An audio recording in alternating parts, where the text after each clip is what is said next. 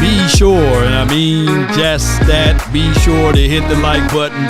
Sharing is caring, by the way.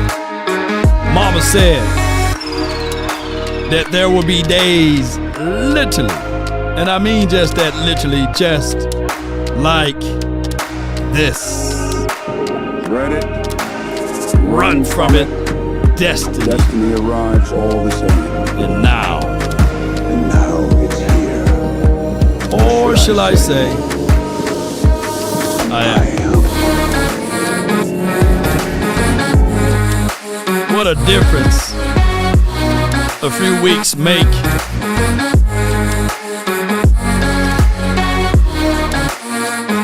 Season ends ugly.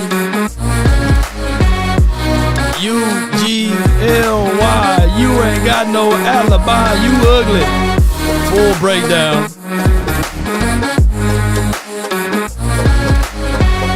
Be consistent, inconsistent. The Cowboys lose 4 out of the last 5 games. 1, 2, 3, can code. Eliminated. 5, 4, 3, 2. It's draft time for your mind, huh? Now we got to talk about how we can improve this team. Now, a lot of us going to put the cart in front of the horse. But baby, don't stop.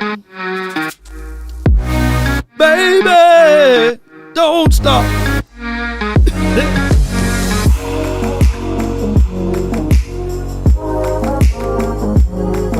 Come on, baby. What we tell them? Yeah. What we tell them?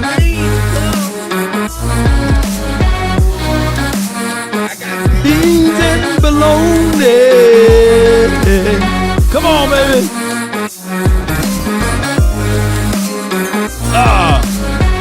Good morning, good afternoon, and good evening, baby. All right, so this team, and when we contextualize the fact that we lost today, bittersweet. We're back in play with the 12th overall pick, baby. Come on, man. Come on. The tiebreaker, they still trying to move things around. So far, we done moved down some slots, which could be the good thing and it could be the bad thing as it relates to that. But now, according to Tank-a-thon, instead of picking around, let's say, the 9th, the 18th, or the 17th spot, the Cowboys will be picking at the 12th spot as we pull this up. Got my guy rubbing his chin at the bottom. So that should improve our strength of being able to draft in a certain situation. That should improve our ability to draft a certain kind of caliber of player. Now, what's back in play, since we are picking around this time frame, maybe a Caleb Downs to a degree. Maybe, just maybe, you can get a Sonny Styles. You know what I'm saying? Not a Kenny Styles. I think that was the Styles of a Kenny one day that we heard of. But maybe we can get a Sonny Styles and beyond. But we can't put the cart in front of the horse.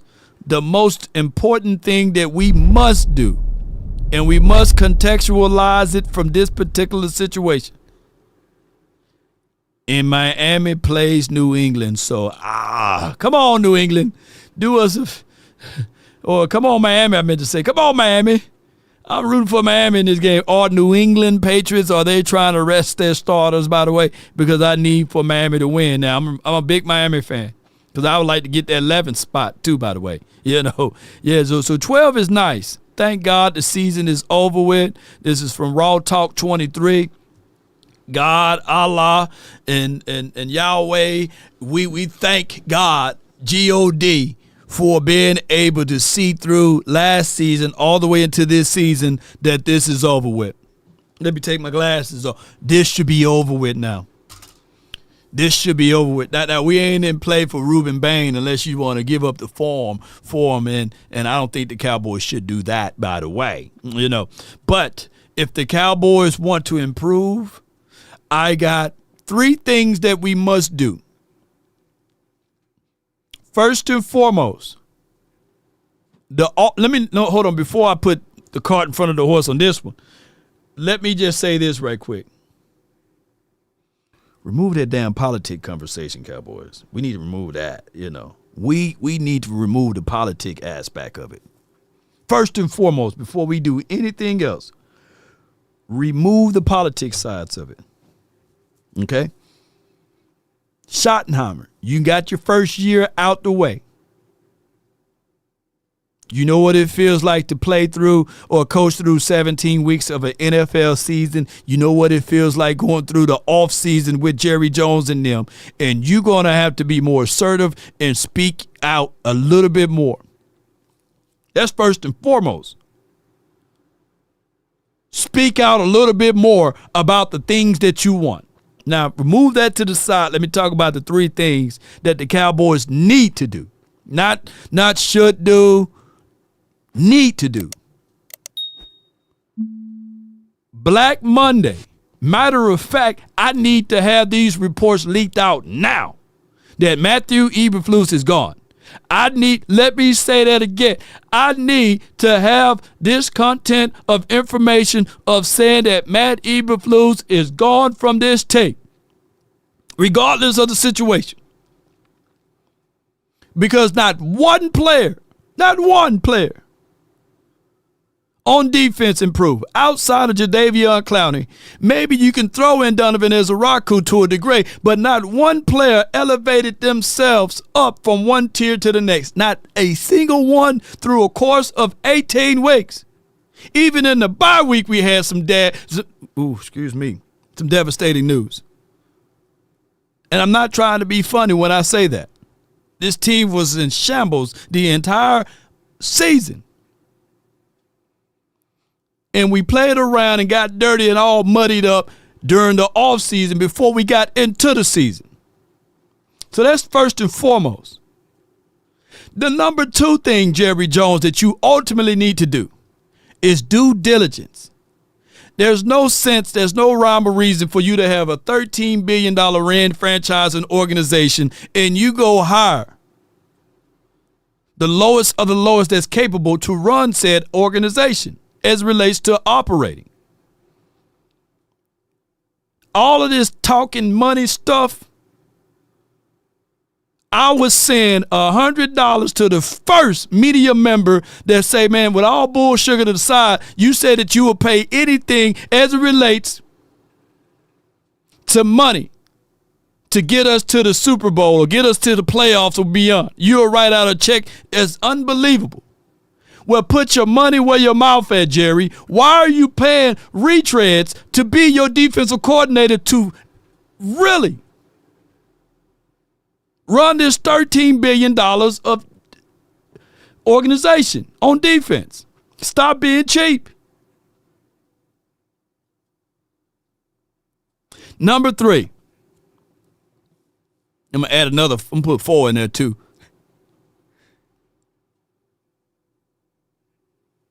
5. I'm put 5 in it now that I'm thinking about it. But free agency. I don't want to hear nothing about a pie, an alibi. She's my cherry pie. I don't want to hear nothing about a damn pie.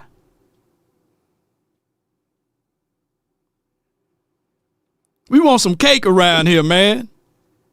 Stop talking about the damn pie. You better go out there in free agency and make this happen. You got more years behind you than in front of you. Let me say this again. You got more years behind you and then in front of you, unless you one of them reptilians, Bohemian Grove people with the extra DNA. And look,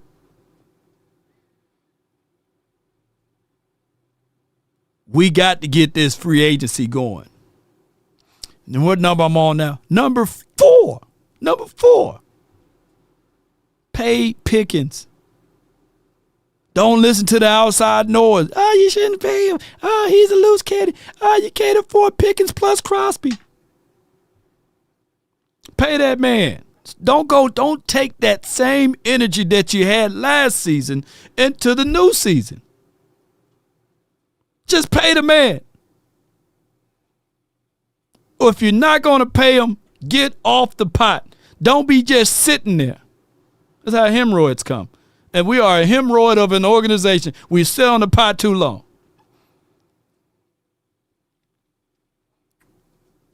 And number 5, I believe on number 5. You better make sure that everybody going into this draft, that if you talking about draft and developing, well, we don't need players that you're going to draft that need to develop as it relates to the injury situation. Draft some players that can help you out now. It's time out for saying, hey, man, in 2028, woo, just wait on it, Law. In 2028, man, all of the phalanges and the knees and the joints, the synovial fluid will be confused together. Oh, we'll be ready in 2028. Or we'll be ready in 2029. Or we'll be ready in 2030. No. Get some people that can help you out now. And trust and believe. Stop hoarding all of these damn draft picks. Some of those draft picks on the back end, slide up, move up, try to get as many as top 100 draft picks that you can get. But don't look at it like, oh, we got 7 to 8 picks. Hey, you never know who could be the next Ryan Flournoy, or Deron Bland. No.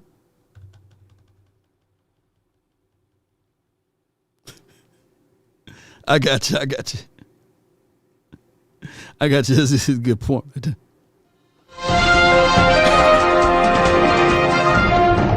We got breaking news. The Cowboys still suck.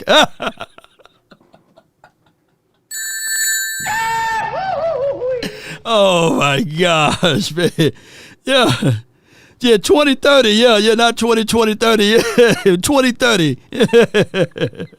Boy, this team, boy. Yes, indeed. If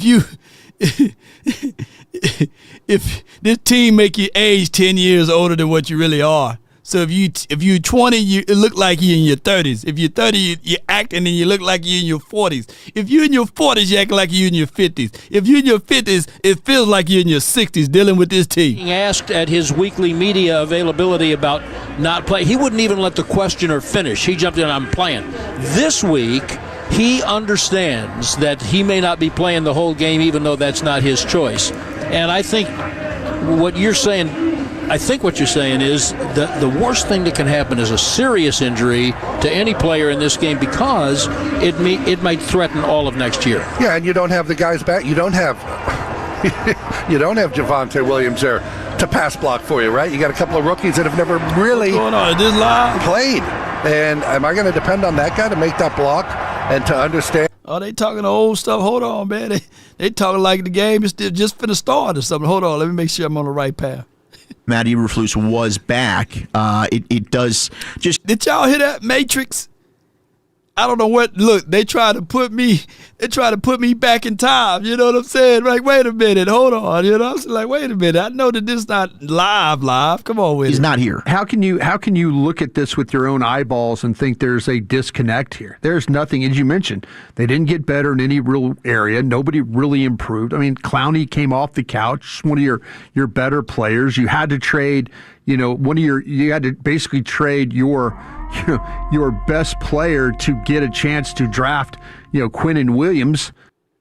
At JDiz $5. Woo saw la lol, let's be real y'all, the Jones family will do nothing in the offseason. A shut up signing sure, but nothing more. Purgatory Cowboys.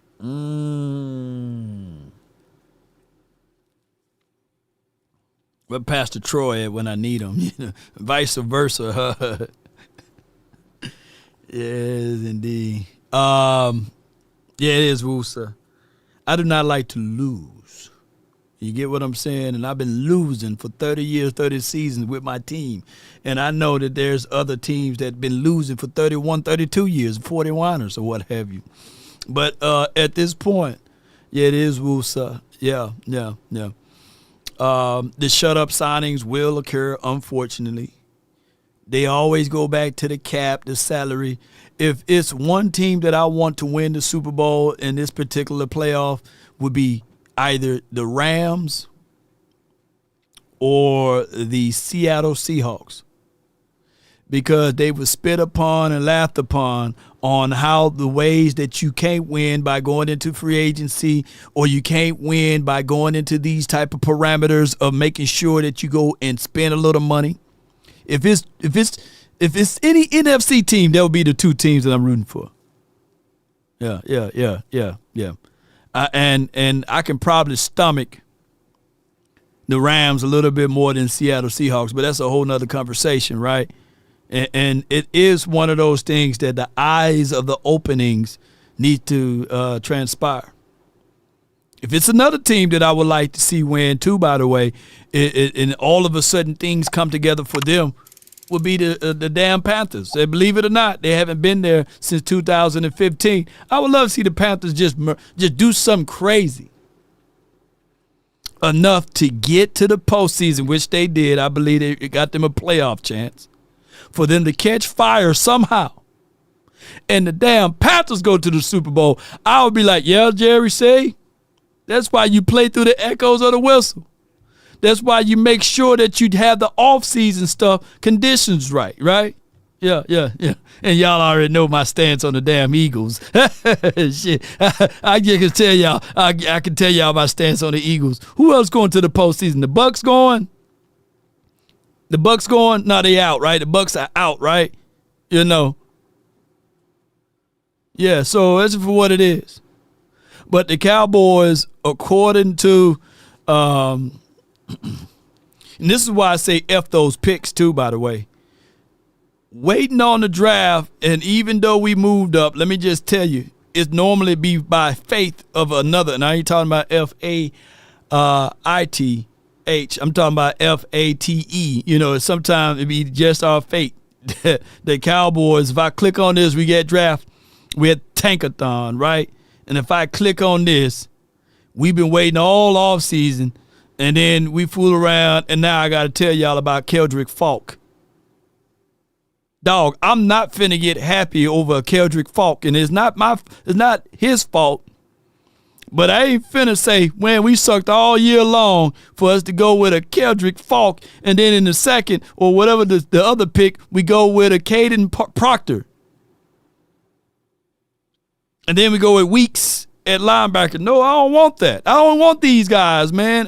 And Kelvin Falk could damn near be the next Myles Garrett. But he can barely get sacks in college, man. He only had 2 sacks in college this season, man. And I think about 1 or 2 the season before. And I know some people been hitting me up, man, like, man, this Auburn guy is pretty good. But I don't want that. And he got to go up against some real pros on the next level. I'm not finna go through this again. That's why I say F those draft picks, man. F them draft picks, man. Figure out a way to move around and get things moving and grooving and get some quality guys that can give you impact today, not tomorrow, not next week, not 10 years from now. I need some impactful players now. You know, watch, somebody going to say, man, Kevin Falk, man, he going to be the next Marshall Falk on the defensive side. No way. It will be another Smith. 3 L's. Yes, indeed. So according to Tankathon, which they be right on the money, I don't want this. I do not want this, and you can't talk me into it. No way. Jose, Cowboys really needs to figure this out. I do not want to build through this draft. And we sitting there saying, yeah, man, if we patch up this little bit over here, then maybe 3 years from now. But 3 years from now, you got to pay them. And we going back and forth doing the same thing over and over again. Big Trill said that's realistic, though. Yeah, but man, I do not want that. I definitely don't want that. Yeah, so it is what it is. We got the 12th pick, the 20th pick, and and we just sitting there with the 112th pick. So there are things that we have to understand and we don't want none of these things to be the final things of this particular situation. Yeah. Oh, get in here. We just missed you, that's all. No. Mansoor, yeah. They need to be all around the globe. Black Monday, I need to be sitting here watching the Cowboys saying Matthew Eberflus is fired. I need to be reading clips and articles about the possible new defensive coordinator for the Cowboys, which is going to give us creativity, which is going to give us some backbone to this particular team. We need to be playing and fighting through the echoes of the whistle. We need to be not lackluster and all of these type of things. We do. We need all of that. I need that to be explained to us in fullness. Of course, Jordan Schultz said this before the game even kicked off. Sources, the Cowboys are expected to make changes on their coaching staff, with the main focus on the defense in D.C., Matt Eberflus.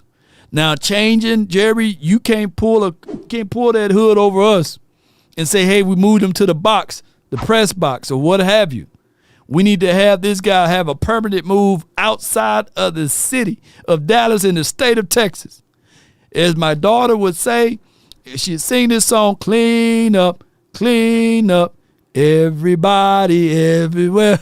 Clean up, everybody do your share. We need to do our shares of cleaning this up and getting him up out of here. This stank more than dog diarrhea that's locked up in a hot car with some stale chips and some other stuff that's all around. This is what this defense smelled like all season. With no cologne, no deodorizer, we just smelling this funk all year. Wow, 5 of those 6 55-plus yard misses for Dan Bailey. Oh man, that's a throwback. Bailey, that's a throwback right there. Yeah. I think that's the second time I've done that. You putting too much pressure on a damn kicker. That's why he's missing all of those kicks. You didn't need to go for a kick at the head of the damn helmet of the Giants. You made a 57-yard attempt for my guy, Brandon Aubrey. Confidence can be shaken with a kicker, regardless of how good they are. Once they go bad, they go bad. You think I'm lying. Zerline was one of those guys. Vinatieri was one of them guys. Who else? All of a sudden, when they start going bad, Bailey, the guy that was here. 13 different teams in the league this year had to use multiple kickers. Giants use 4. Right, by themselves. Yeah. So if you want to get nervous about Brandon Aubrey missing 55-plus yard field goals, be my guest. But to me, I'm paying the guy. I think it's foolish to tag a kicker. I think you're going to use that tag most likely on George Pickens. Sure. With the hope that that's just a placeholder and he gets a long-term deal done, or maybe he plays out the year on the tag. We'll see what happens. We know who his agent is in David Mulligetta, so that can be a whole other conversation. But to me, we're talking about, what, $6 or $7 million? Hey, maybe the misses, maybe that brings the price down a little bit if you want to be positive about it. But I'm not going to be freaking out over Brandon Aubrey and those misses. It is. I get it, like if you want to be concerned, but it doesn't change my opinion on him and his future with the club, especially when they kick the third most field goals out of anybody in the league. They attempt the third most per game of any team in the league. They're asking him to do a lot. Yeah. If you kick a lot of field goals, law of averages, you're probably going to miss some. So to me... Yeah, the law of averages...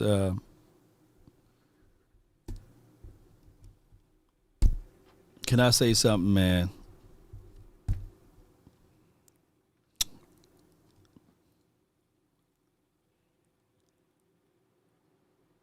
They need to start talking about this damn defense. We don't give a damn about the kicker. We know the kicker. And I get what they're doing. They got segments. But at this point, that's the least of all worries. Secondly, our offense, we got to fix this red zone thing, man. We got to fix this red zone thing, and we got to fix personnel. We got to fix this red zone, and we got to fix this personnel. I get it. People want to go argue with me back and forth about Jake Ferguson. He ain't it, dog. He going to be even slower next year. They don't get better over time. Man, he's aging like bananas on top of the refrigerator. He ain't going to get better from one year to the next. What major injury did Jake Ferguson had that caused him to have all of these fumbles and concentration drops? And yes, he might have had a gang of touchdowns and stuff like that, but don't y'all know that his average yards after catch was worse than Jason Witten?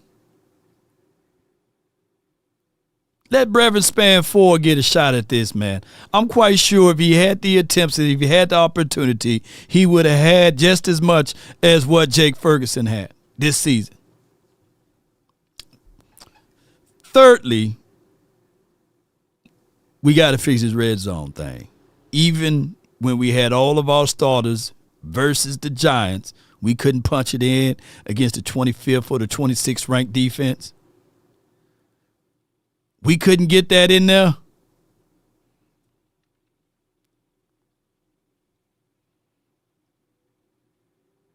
Schottenheimer got some questionings to do, too, this offseason. He got to get his offense together. Fellow playing a Wildcat, am I going to have my guys back? You're damn right I am. Yep. All right, and I'll take that, and I'll wear that. 877-881-1053, the number to call, the number to text. Let's get out to the phones. You've been waiting patiently. The final ride here on the 2025 season. All right, let's start off with our buddy, line 2, Jim in Round Rock. Big Jim, what's going on, man?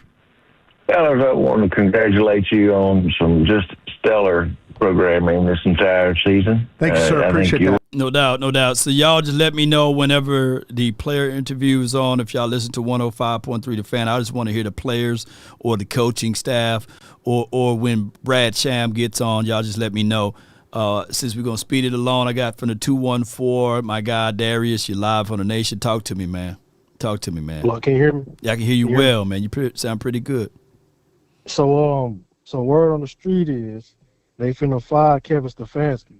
Now, normally, how this goes, once you fire the head coach, the new coach that you bring in, he wanna bring in his guys. Right. So by proxy, that would mean, I don't know, it can go like this or not, but that would mean Jim Schwartz is out. I know this is speculation, but I'm just saying, like, normally that's how that shit be going. Do you agree, Lau? I definitely agree, and I think I had that on my queue to talk about that very same thing is that that there's attempting to fire. They're about to get rid of it and just shut it down and do a rebuild for the Browns. Just shut it down. Yeah. Mm-hmm. Yeah. So with Jim Schwartz being possibly on the market, who would you? I want to know what you thought about that. Who would you pick between Flores and Schwartz? I know it's just speculation, but it's still just kind of like, because it's, if we look at like how the Cowboys normally move, they normally only pick, who they comfortable with. Yeah. But we just looking at the possibilities. I just kind of want to know how you feel about that. Well, I just witnessed Browns all season long carry and tote the number one defense throughout the NFL. Mm-hmm. And we just witnessed the Cowboys do the inverse. Sometimes, man, perfect storms happening, man. And and this would alleviate some of the good old boy networks that we have here in Dallas land. I know some of the people that don't look like us don't like us talking like this, but unfortunately it comes with the territory. Dallas is not a comfortable spot for a certain sector of people, right? In certain high positions. Right. What I'm saying is basically regardless of what Brian Flores may do and can do, but I would rather have a guy that can fit comfortable with this particular organization and franchise so that you wouldn't have to be looking over your back and shoulder and all of this other stuff, politically speaking, by the way.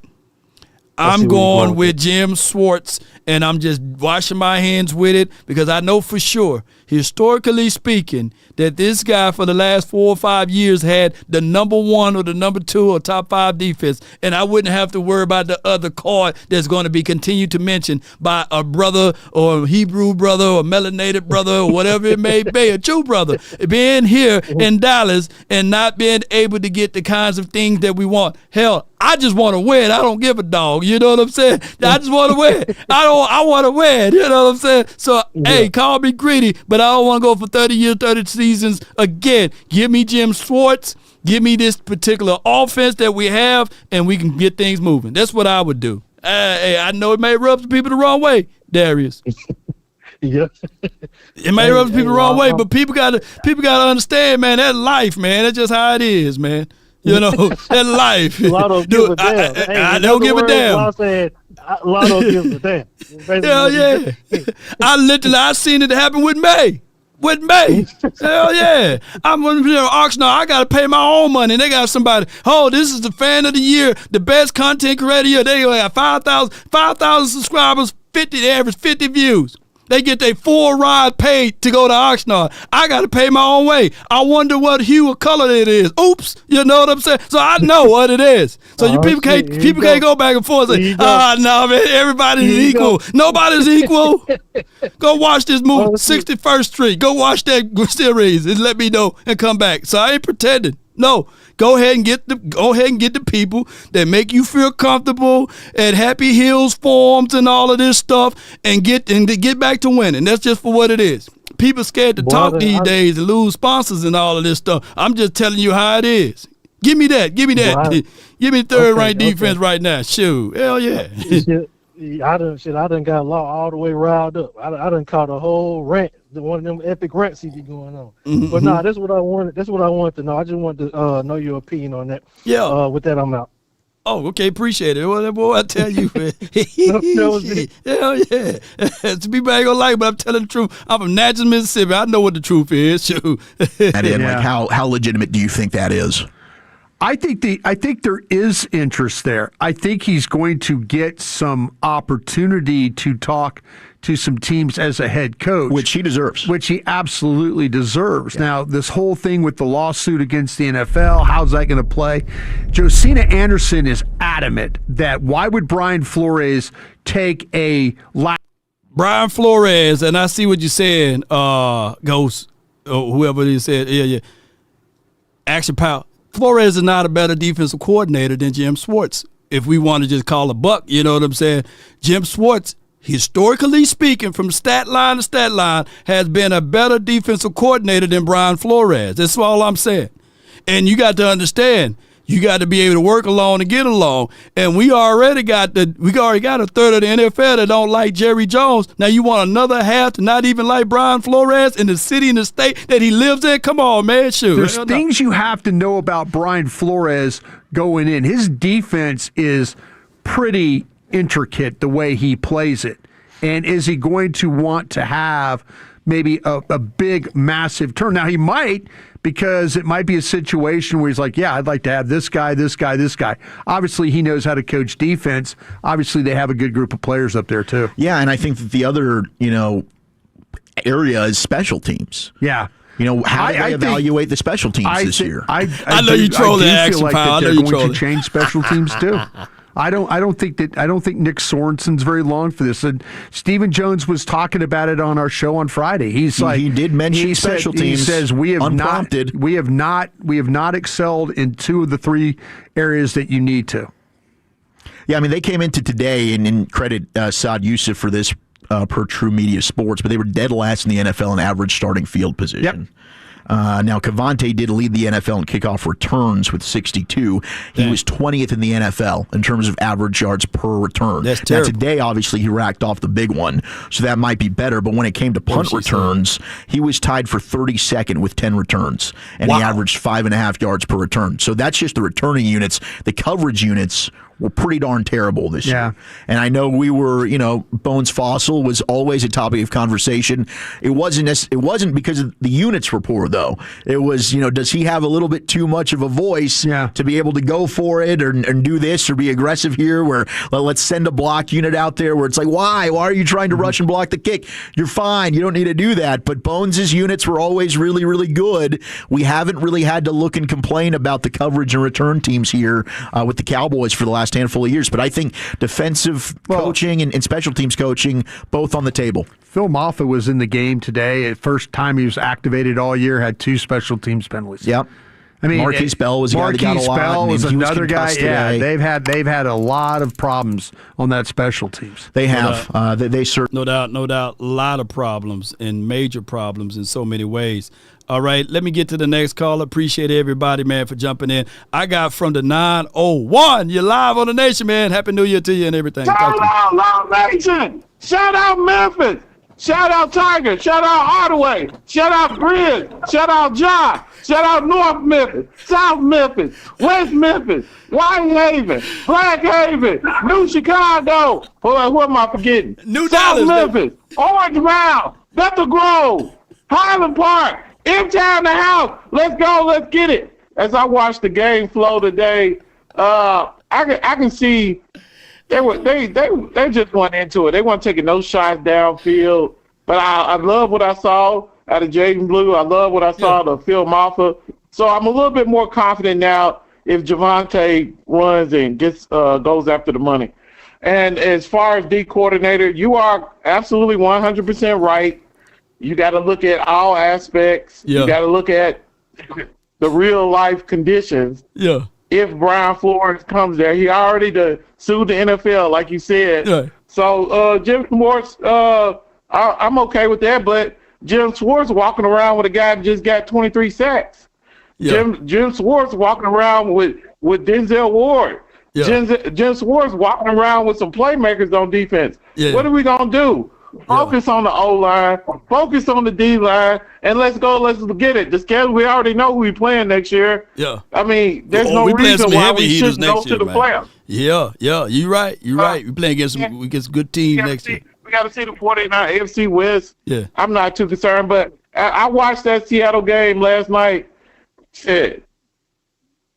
My brother, I'm sorry, I'm off kilter. My brother is a Detroit Lions fan, and he's always saying, this guy's a pumpkin. It's like, what are you talking about? He said, the quarterback for Seattle is a pumpkin. I said, what do you mean a pumpkin? He said, because when 12 o'clock hits, he's going to turn back into a pumpkin. He's not real. Sam Darnold is not real. And he's walking into the playoffs with a top 3 defense. We keep talking about it. Every time we talk law, Troy Aikman walked into the playoffs with a top 1, 2, or 3 defense. Can you imagine that? Dak would just roll out the bed. But Dak could take a 10-hour massage. Dak could do whatever he wants. If he could walk into the playoffs with a top 5 defense, walk in the playoffs like Jalen Hurts did last year with a 2,000-yard rusher, with a number 1 defense, with 2 number 1 receivers. Can you imagine Dak Prescott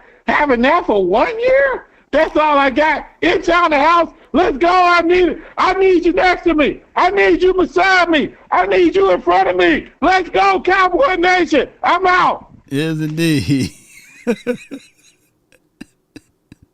901, man, is my favorite caller, man. I can hear all of the Memphis in here, man. Hell yeah, man. And BB King restaurant down that way. Ooh, don't get none of that sauce on your hand. You fool around and lose one of them. You know what I'm saying? Like, man, Law had 10 fingers, man. Now he got 9. You bite your finger off, man, at BB King restaurant in Memphis, man. Shout out to my guy. Yeah, he right, man. Sea Chickens or Seattle Seahawks 14-3 with the number 4 defense. And the number, what number that is? That's the number 3 offense. And if you were to take a time machine, Sam Darnold and just pick him up and put him on the Minnesota and Vikings last season, they were ranked the same thing, like number 3 or number 4 in defense. So wherever Sam Darnold goes, punking or not, man, that defense do play for him, and that offense do offense for him. It's crazy, man. We have since I've been doing content creations, since I've been on this panel, talking and yelling into a microphone, not as loud as my guy 901, I have never pulled this chart up and saw these type of things. Never. And since y'all been there, y'all have never seen us with these type of things. This category right here alone was how our 1992 and 93 and 94 and 95 defense was in Cowboys history and all of this stuff. This is how our 90s team was. We were always number 1 or number 2 in offense, or maybe top 5 at minimum, and then we were always hovering around top 5 in defense or even better. We have never seen this. We have been top heavy in the last 10 seasons. In the last 10 seasons with the Cowboys, they have never, N-E-V-E-R, never been ranked top 10 in defense. They may have been top in takeaways, turnovers. They may have been in top of time of possession and keeping teams away or off the field, but we have never, in the last 10 to the last 11 years, been considered a top 5 or a top 10 defense. Never. You can walk into a bank and say never, and you can cut money out in return. That's crazy. That's crazy. But these teams, historically speaking, Seattle Seahawks, they always been good. They always been good into that way, in that fashion. BC.com. All right, let me get the next caller on. I appreciate y'all. Thank y'all so much. Happy holidays. Happy New Year to you all. I got from the 979. DP, you live. What's going on with you, Law? Hey, man, all is well, bro. Yes, sir. Yes, sir. Another hot L Cowboys took. Yeah, nothing surprising about it. But yeah, I'm kind of the same way that you, mindset that you have. I don't want to hear them talking about the kicker. I don't want to hear them really talking about the offense that much, other than addressing the tackle position and a possible running back situation. But yeah, they should just be solely focused on defense. And I don't care for the picks either, but at the end of the day, this is the Joneses, and I'm pretty sure that they're going to hold on to those picks. I mean, they're going to get a lot of these little bargain type of signings. I just don't expect anything major as far as them getting a big heavy hitter as far as free agency. They might possibly surprise us. I don't know, but hold tight. I got the Brad Sham interview. Hold tight. I got to listen to my guy. As a unit, they were just bad. Now it's funny because that number is a real number.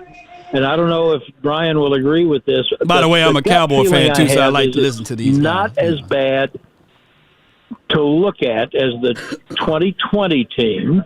Yeah. And the one that I like the way Brad Sham tried to put some cover over it. Whatever year that was just awful. And this one was bad. It didn't feel worse. Let me see how much Brad Sham going. That's pretty bad territory. It's a bad neighborhood to hang out in. And, I mean, they've just got to fix that, and it starts with players. Yeah. The coaching wasn't good, and I think there are people they can get who can do more with whatever they have. I really do, and I've always thought highly of Matt Eberflus. But yes, it starts with players. They don't have enough good players, and they've got to fix that.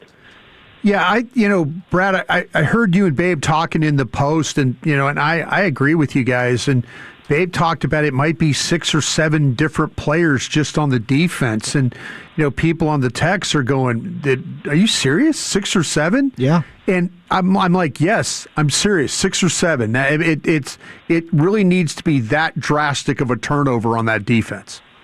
Yeah, I mean, I do think now that we didn't really see Overshown this year because he was getting his legs back under him, and then he got hurt again. And I think you can say the same thing about Rebel. We never really saw who he is, and I don't think we really saw who Logan Wilson is. I'm not saying he's the answer to anything, but I do think that Overshown and Rebel can be very. I think if those would be two, but you've got to have several cornerbacks, and you've got to have I'm going to say two ends at least, and that's presuming re-signing Clowney. Mm-hmm. I think you got to have at least two ends. You got to have 2 or 3 cornerbacks. You know, maybe Rebel can be one of those. And then when you get it's 5 or 6 at least players, and then you can get to okay, who's going to coordinate what and what scheme can they find? Right. Let me pause it right here for those who want to just try to challenge me for the 2023's defense. When I'm talking about complete defense, and I just want y'all to understand football, by the way. Could we stop the run, yes or no?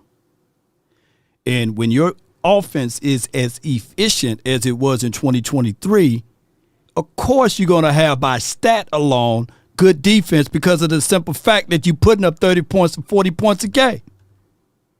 But when teams wanted to run on us, what were they able to do? We couldn't stop a nosebleed. That's a terrible defense. 2023's defense is just equivalent as 2018 defense because it looked good on paper, but you can't stop the run. But people would rather sit back and look at the stat line and say, yeah, but Seattle Seahawks, the damn Browns, they can stop the run and they can stop the pass. So y'all need to stop doing that cheap mindset of saying, yeah, we had good defenses in 2023. They couldn't stop me if I wanted to run on the damn Cowboys in 2023. So stop all of that fake stuff of looking up, hey, man, in 2023, we were ranked 5 in defense. No, you couldn't stop a nosebleed. Good defenses, if you look up historically speaking, don't give up 120, 130 yards on the field. When teams decided to run the ball on us, they were able to run through us like dog diarrhea. So that's why a third of those particular games, sure, we was resting half of our starters in 2023. Who remember that? Offense was sitting on the sidelines. Man, they pulled Dak Prescott multiple times in the third quarter because we beat teams so bad. But when teams fool around and they were trying to play comeback and they said, okay, we need to run the ball, shoot. That was a make-believe team in 2023. Couldn't stop a nosebleed. They had a guy that was 215 pounds at linebacker. We were not a force to be reckoned with on anything on defense. Is what I'm trying to get at. So, no, I do not want a team of defense to be just like what we were. Seattle Seahawks, they anchor in. Browns anchor in. That's what I'm talking about, a number one, a true top 5 defense. You would never see in the 90s teams being able to run on you like what they was able to do to us in 2018 and 2023.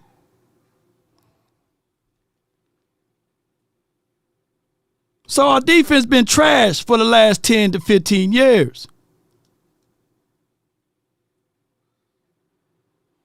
Then, you can if you kick it into the landing area and the ball's caught at the 5, you may be able to stop them at the 25, 26, 27. That's a first down. That's a whole first down from where they've been starting. Yeah. And I think that's possible, and I think that's a reasonable goal. Brad, Shadi talked a lot about culture all year, and that's what he's trying to instill in year one, and I'm all for the discipline and the accountability. But like in your experience, how do we see the culture that he's building reflect on the football field? Is it just as simple as winning games? It doesn't translate, Zach, in my opinion, directly. Where it translates, the accountability winds up resulting in winning some games that you're not winning. Culture is not having guys be away half of the off-season program. Culture is having everybody buying in and working together and not being selfish, and then doing things that we never see and only can hear about, like not being late to a walkthrough, not missing or being late to a meeting, paying attention in those situations. That is a big part of the culture that the public never sees. Man, let me pause it right here, man. You know, this is what makes me mad about when people start talking about the culture. Culture is what is allowed. There's zero accountability here from above. We doing press conference about Netflix. We talk about what happened in the 90s. We talking about what's going to happen at Hard Knocks. We featuring players, man, that balled out during the offseason by getting rewarded of getting let go. We sitting there, I said all offseason, hey, man, Ryan Flanois is the better wide receiver. Ryan Flanois is the better wide receiver. Ryan Flanois is the better wide receiver. But the culture here is I drafted Jalen Tolbert, so I need to have my player out there on the field. That's the damn culture. So don't talk to me about culture. Culture would be, hey, 59, hey, he missed half of the offseason because he was hurt. He came back, the very first play that he made during the offseason was a late hit on Jake Ferguson. Took Jake Ferguson out for 2-3 weeks. And how was he rewarded? Full-time starter at that linebacker spot. Real culture would have been, hey, man, you hit your guy, man, out for late play in practice. And by the way, Buddy Johnson is playing better than you. But you get rid of Buddy Johnson, and you keep the guy that you paid $7 million for, who don't give you special team play, who's been an ass the entire season. That's what the culture of the Cowboys are. There are tons of guys that we've seen that played and outplayed. But culture here in Dallas, don't y'all know how many people were yelling, Joe Milton is better than Dak Prescott here? That's all I heard. Let Joe Milton get in. He gonna be the difference maker. And it festered because it went from Trey Lance to Cooper Rush to Joe Milton now. That's the culture here. Man, we don't even know who the backup quarterback for the Seattle Seahawks right now. We don't even know who the backup for the quarterback for the Rams. Those teams ain't even a damn about talking back and forth about the backup quarterback. But here in Dallas land, we know everything about the backup quarterback and how he can throw a ball from here to China when he was targeting Africa. You know what I'm saying? That's how inaccurate he is. The culture starts with Jerry Jones. We talking about being on time for meetings. The man was late and fly a whole ass helicopter in on practice. Everybody had to stop in awe. That's where the culture is at. It's with Jerry Jones, Stephen Jones, Charlotte, and them. Got a scapegoat and everything. If we have a bad draft pick, hey, it's not us. It's Will McClay. We have a good draft pick, hey, it's us. Maybe Will. Will McClay is part of the problem too. If you want to be keeping it a bean, he's part of the problem because he enables all of this bullshit.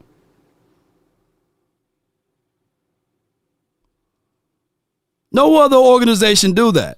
Well, Law, maybe he's happy he getting paid. He can't get in between the man and his money, but blessings do. You do wrong by people you can't get right.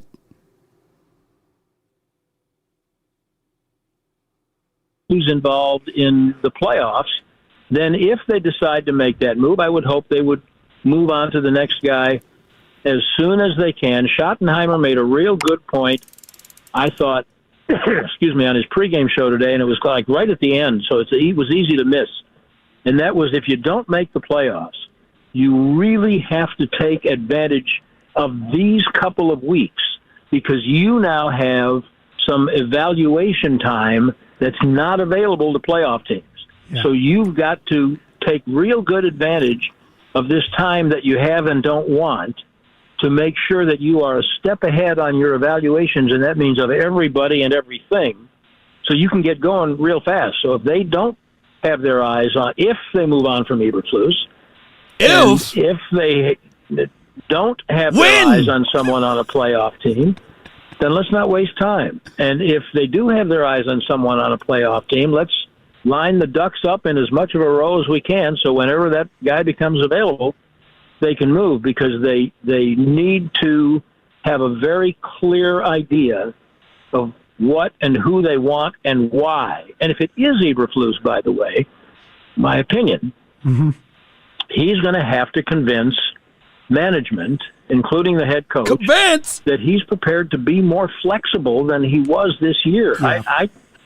I don't know how to get away from the conclusion that he was more insistent on playing the players in his scheme than he was in fitting a scheme to the players. I don't know how to avoid that conclusion. And that, to me, is backwards coaching in a team sport, and especially this team sport. So if they decide that they're going to stay with Eberflus, hey, he's still a good football coach, but he's going to have to handle it differently than he did, and they're going to have to give him different players, and everybody's going to have to be on board with that. Now, that sounds to me like long. Man, this dude giving more chances than Satan. Man, you mean to tell me if you bring him back, he's a good coach? But what classifies for great and elite if that's good? And if you start to talk about scheme and fitting into systems, what scheme was he trying to run? That was self-sabotagery if that's the situation.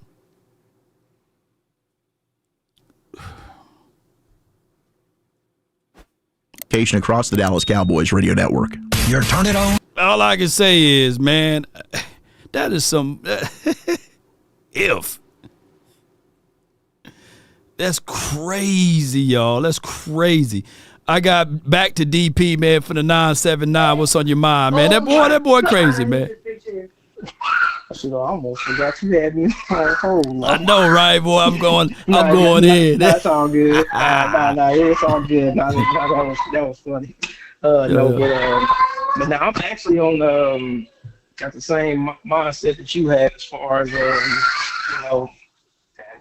as like with Jerry and just the crazy stuff that they be doing. Man, I think personally that the reason why you got a third of the fan base that go against the players like that, I think it is because of Jerry.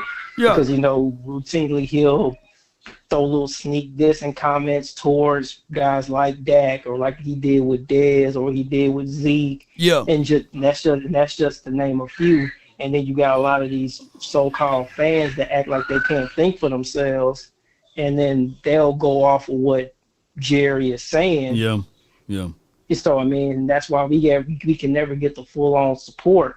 But I think when it comes to the Matt Eberflus thing, I think we could kind of agree that majority of the fan base were out on Flus.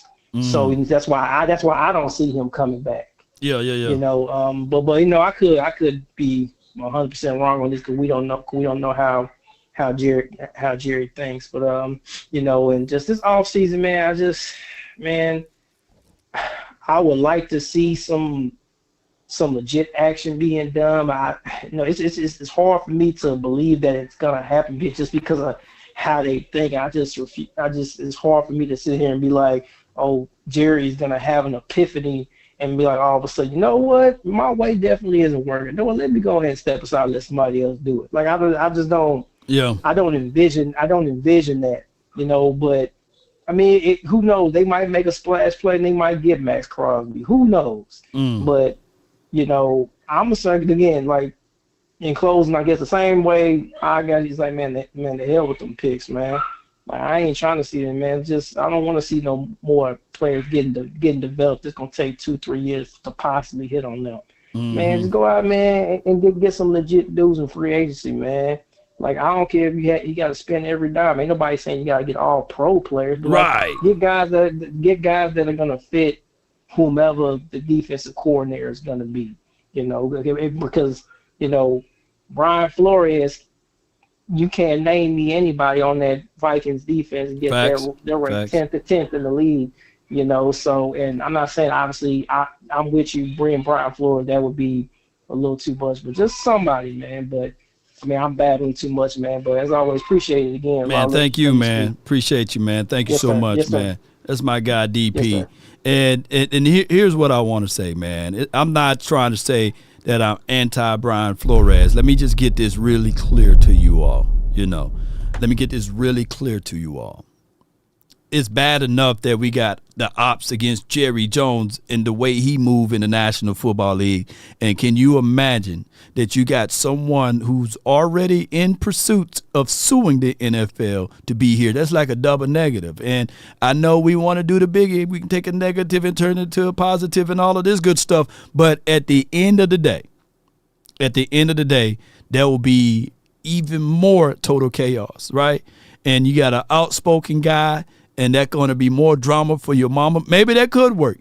I would adopt that mentality if the Cowboys took the villain role.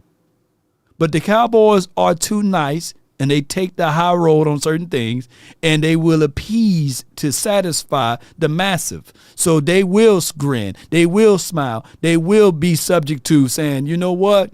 We will take this particular situation so that we can get X, Y, and Z things, right? So that's why I'm looking at it. Of course, in a perfect world and all of this stuff, but the world is definitely not perfect. In a perfect world, yeah, give me Brian Flores and them. But in this world, which is not perfect, and I read that book, and it says, woe unto the world. You know what I'm saying? And this world brings a lot of woes, especially of a certain kind of caliber of people that's running certain things that relates to America's team. So that's just for what it is. Call it for what it is. I just know what I see, a spade, and it's just for what it is. I know it may separate a few people, but that's the truth, and I ain't backing off from it. I got from the 662, Will, you live on the Nation. Talk to me. What's up, Law? What's up, man? Not much, bro. I miss what you're saying, man, and you're right, man. Right. If I had to choose between the defensive coordinator, I'd choose Jim Schwartz over Brian Flores. Yeah. To be honest with you, Law, Jim Schwartz is more realistic hiring than Brian Flores. Facts. Because Jim Schwartz, his coaching staff, the head coach, had to get fired. So, like I said, one caller said that, once they clean house, all coaches. Jim Schwartz most likely going to be on the market. Yeah. I go call him. He been having a top 5 defense for what? How long he been in Cleveland? 4 or 5 years straight? Yeah. Even though he had Myles Garrett, he still have a good defensive scheme, especially in that secondary linebacker core. Yeah. It's all about scheme. Can you scheme up plays? I like Brian Flores, but let's face the fact. Brian Flores have struggled sometimes. I see his defense have struggled at times. Yeah. In Miami, early part of Minnesota when he first came. So I like Jim Schwartz, man. If he's available, I get him. Yep. Second thing I want to say, Lo, man, we need some players, dog. We do. We need some players. Bro, we need some players. Lo, if Reddish Stewart, Darnell Wilson, Malik Hooker, Sam Williams, all on free agent market, they all be free. You think teams line up to get them players? Tyreek Bridges. You think teams line up to get them guys, man? No, man, we need to go get some players. The only people I keep this offseason is Quinn Williams, Donovan Zaraku, Jadeveon Clowney, Quinn Williams, Kenny Clark, Overshown, and Ravel. That's it. You know what? This not gonna sound popular to my people, man. But all this season, we held on to Peyton Turner. Didn't get a chance to see him. Perrion Winfrey. We held on to that man like he the next coming of a goddamn Leon Lett or somebody, right? And we hold on to these guys and that's roster spots. Yeah. Whereas other teams on the back end, you're going to have to be willing and dealing and moving stuff around so that you can get that one piece added. We've been seeing teams, even when they on 5-game winning sprees, they'll pick up the phone and they'll call it Asante Samuel Jr. Not to say that he will fit into this particular scheme or system, but it's just the ideology that you got to have that sense of urgency. And I've been telling everybody, not selling, but I've been telling everybody that the Cowboys refuse to have this sense of urgency. Did we make some good moves, man? That Javonte Williams for $3 million and a quarter of what he was able to do? Great. That's great. Even a trash can get a steak, right? But that shouldn't be the whole thing of saying, hey, look at what the front office is doing. No, because there's other areas that we have been to be damned at that we never improve. And what people would do is they say, look, Jerry Jones did a good job. Look at Pickens. Look at what they were able to acquire with Kenny Clark and Quentin Williams. And on top of that, look at Javonte Williams. Boy, we did the right things. It's the players. No, we still lacked in so many areas that we didn't improve on. And if we still talking about if, you know what I'm saying? We still talking about if he get fired, we should be saying when. That should be the flagship station of saying across to all of these millions of people that don't like the Cowboys, that love the Cowboys, right? We should be knowing when we're going to get rid of Matt Eberflus, not if. It should be when. Okay, I got two more things I need to say. Go ahead. I'm going back to what you just said. They need to fire Matt today. Because you know why?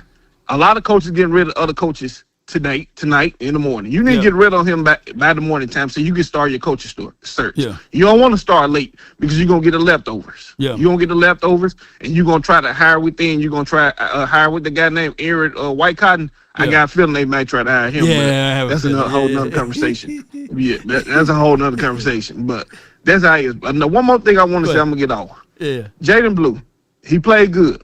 That's a shotty mistake. That's a rookie coach mistake. Because you could have had power and speed with Javonte. But this is what I think Jerry might do.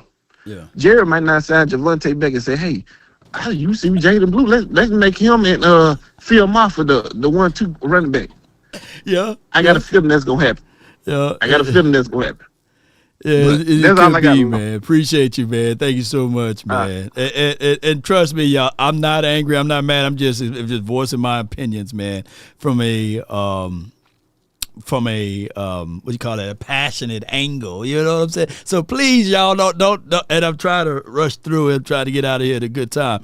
But at the end of the day, before I go any further, let's pay a bill right quick. Sleeper is the #1 fantasy sports app. It pays to know sports. Pick more or less on top players. Your first pick is on us, so start winning now. Play in Texas, Georgia, Minnesota, and 27 more states. Pick anytime across all sports, pregame or live. Over 10 million players are already on Sleeper. Make your picks count. Score up to 1,000 times your cash. Join today. Get up to $100 credit using the code LAW. Call your shot on Sleeper. Download now. No doubt, download Sleeper, man. Use promo code LAW, and that promo code could be receivable for anything that you purchase, man. Just LAW, $20 from me to you will be added to your account, and they will match up to $100 on your first initial deposit as we tune in to 105.3 The Fan. Let's see what they're talking about now. Yeah. Oh, he's still in commercial. I'm also now. You and I have done enough drafts together to realize this. We've seen who our best corners slide. Yeah, and we've seen whether it's Porter, whether it's our guy Arnold. We've seen some of the best corners in the draft slide. Yeah. Quinyon Mitchell. And exactly. I wonder if Dallas is in a position where all of a sudden they're looking at this and they're saying, all right, maybe there are enough corners on this board, and if the pick does end up to be 21, maybe the Green Bay pick. Yeah, the Green Bay pick. Could it be Delane from LSU? It could be Delane from Tennessee. Do you move back? A few spots and pick up a second day pick? Which is the ideal situation. Yeah. I think so too. If you move back and say you have. This could be the possibility. I love McCoy from Tennessee, and now I know he has the knee and all, but that happened it's a year removed. Yeah, I think he could have played this year if Tennessee was fighting for a playoff spot. If they were fighting for a spot, absolutely. So to me, I'm going to probably address if everything stays the same. Probably going to address the edge at 14, or excuse me, at 13 or 12. and then turn around and think about, okay, are there enough corners there to where maybe I could trade back? Yeah. If all these corners kind of fit the same, you could take the best one on your board, or you could say, man, we can move back a couple spots. All right, so the move, that I like where Brian Brothers is going with that. I'm all down for moving back and get multiple guys that's in the top 100. But I'm also all about moving back and then trying to pick up the phone and trade for a known commodity. We don't have time to be wasting around with, is he good? Is he not good? And I know that can be on the flip side, because you can go get a veteran guy and they can go hit their knee too, right? They can go hit their legs and stuff like that. But with this particular draft, by us having 2 first-round draft picks, we got to get creative, but we can't get too greedy. And we can't get too cute. A little eyeshadow here, maybe a blush here and there. But you start putting too much makeup on, man, you're looking like a clown. Keep this in mind. I'm old enough to remember the Giants moved back from their pick and got a Kadarius Toney when Michael Parsons and Smitty was right there. You know what I'm saying? And they tried to get cute and get multiple picks in the first round, which they thought that their draft board was okay and sufficient. No. If you right there, you draft the player that you know for sure. They could have gotten Smitty, or they could have got a Michael Parsons, but they traded backwards. You get what I'm saying? Now, that's their fault. But I don't want us to be in that position of getting too cute and we trade back and get our version of a Kadarius Toney. And all of this talk about the Cowboys draft well, have you seen lately? Have you seen lately? That's what I've said. We don't really draft well as advertised. So much, right? Mm-hmm. And let's just try to get more draft capital versus just trying to get DFAs like on the day of the draft, because we never know what to expect on the day of the draft. So I'm just thinking like, hey, man, let's just... Can I ask you a question? Can I ask you a question? Why I got you? Yeah. Why I got you? How confident are you in them drafted? That's the part. No. I'm asking this question because you're leading me down a path about we need picks and this, that, and the other.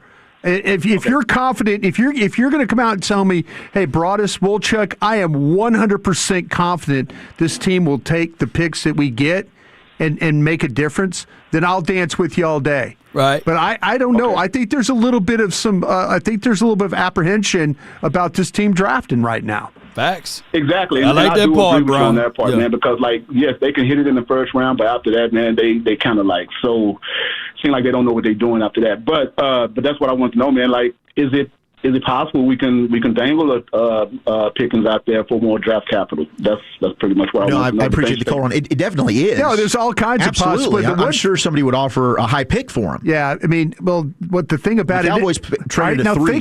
Think about this again when you start to talk about a high pick, and I like what you're trying to do here. But it's what did the Packers do to get Micah Parsons? They paid him and they gave up the picks. Yeah. And that was because Brian Gutekunst is sitting there in a situation where he's like, maybe I can make this. I mean, Brian Gutekunst is in a situation where there's a brand new president of the Packers. Guy didn't hire him. So now he's going to have to, if I have to give these picks away to go get a player, that's somebody else's problem. That's not my problem anymore. So what you have to do is if somebody's going to give up a high pick, they're going to have to be willing to give Pickens $35 million plus give you a first-round pick. 100%. Yeah. And you might have a team, Buffalo is the first one that comes to mind. Now, in my opinion, I would rather just keep George Pickens. I agree. You've got agree. You have a window here. I don't know how long it is. Some quarterbacks can now play. We've seen it late into their 30s and be very successful. I'm trying to maximize this Dak contract window. You saw at times how good this offense can be. CD goes down, Pickens steps up, you don't skip a beat. I think the same would be if Pickens goes down and you still have CD. It causes a lot of problems. I understand you look at Cincinnati, and they have not done a good job. They've paid their 2 receivers. Their defense is terrible. They're looking to be in a big-time issue right now. Yeah. Do you end up being Cincinnati if you do that? The Eagles are paying less because they did this few years ago. Right. But they're paying solid money to A.J. Brown and to Devontae Smith. Right. Well, it got them to 2 Super Bowls in 3 years, and it won them 1. So to me, you're trying to put together the best roster possible. I would like to do a shorter-term deal with George, ideally, which maybe you could sell to the agent, and you get him back at the negotiating table quicker. Yeah. 3 years maybe. And the Cowboys they like the 5 years. They like to be able to have, the void years at the end. They might have to just start doing some things differently. And it does sound like, and it could be, hey, I'm being foolish in a belief here. But it does sound like Cowboys listening to YouTube Jerry page? and Steven that they're open-minded to being a little bit different and having to go back to the drawing board with how they've done things, the status quo, because it hasn't worked. It hasn't, and I really believe this with my heart. They got too many people involved. Seriously, let Will McClay handle this. Let Will McClay handle the personnel stuff, and take all the opinions out of this thing. Take all the opinions of the coaches, and take all the opinions of the Joneses, and take all the opinions of the scouts. Let this thing. That's the biggest issue. Jerry, when he's going to hire this defensive coordinator, he's going to call Belichick. He's going to call Parcells. He's going to call 100 different people, and it works this way sometimes with the player evaluations. Will has to try, and Will McClay at times wants nothing to do with me. I'm not sitting there trying to cape for him, and blow just say, smoke up your ass. Go ahead. Will Go ahead. McClay and I don't always get along great, but the one thing I do know is how damn hard his job is. Because I've seen it. I've seen how you have to make everybody in that organization happy. Amen. And it leads to poor decisions in a lot of ways. Yes. It leads to Tristan Hills. It leads to the Taco Charltons. It leads to the Mozzie Smiths. It leads to a boss man Fat. Whoever else you want to throw in there.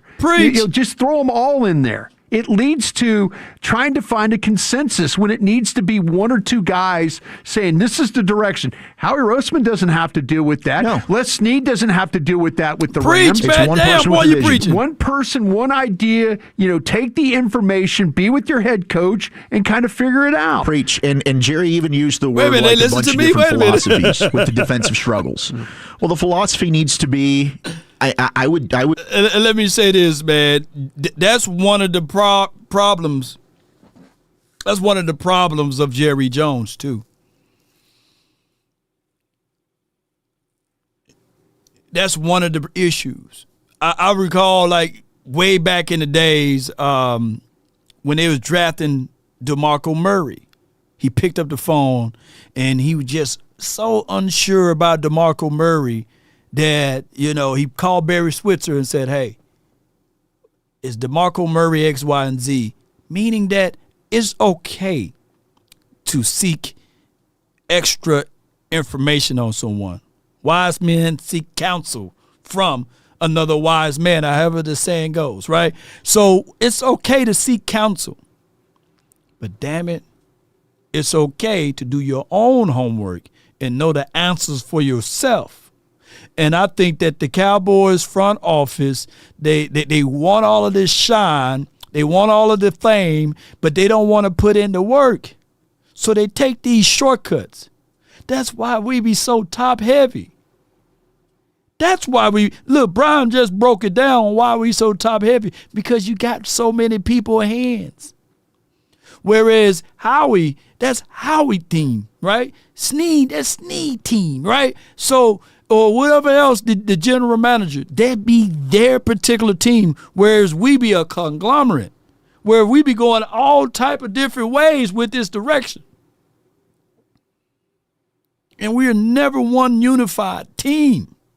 It's good to say, yeah, we all work collectively together, but at some point, there have been people, when I've been working with too many people, they say, man, you know what, man, I like Law, but man, I just want to hear Law's thoughts. I like Law on the final word. I like Law on the Cowboys collective, but I like Law by himself, man. I've received so many of those type of comments. Law, I like it when you work with other people, man, but man, I just want to know your thoughts. I want to know your opinion. I want to hear your breakdown on things, man. I want to go to this particular. I got a phone call right now. Law, I want to know what's going on with the Cowboys, man. And the caller, I looked up on the phone and said, man, he's multi. sponsor millionaire guy. You know what I'm saying? He want to know my thoughts.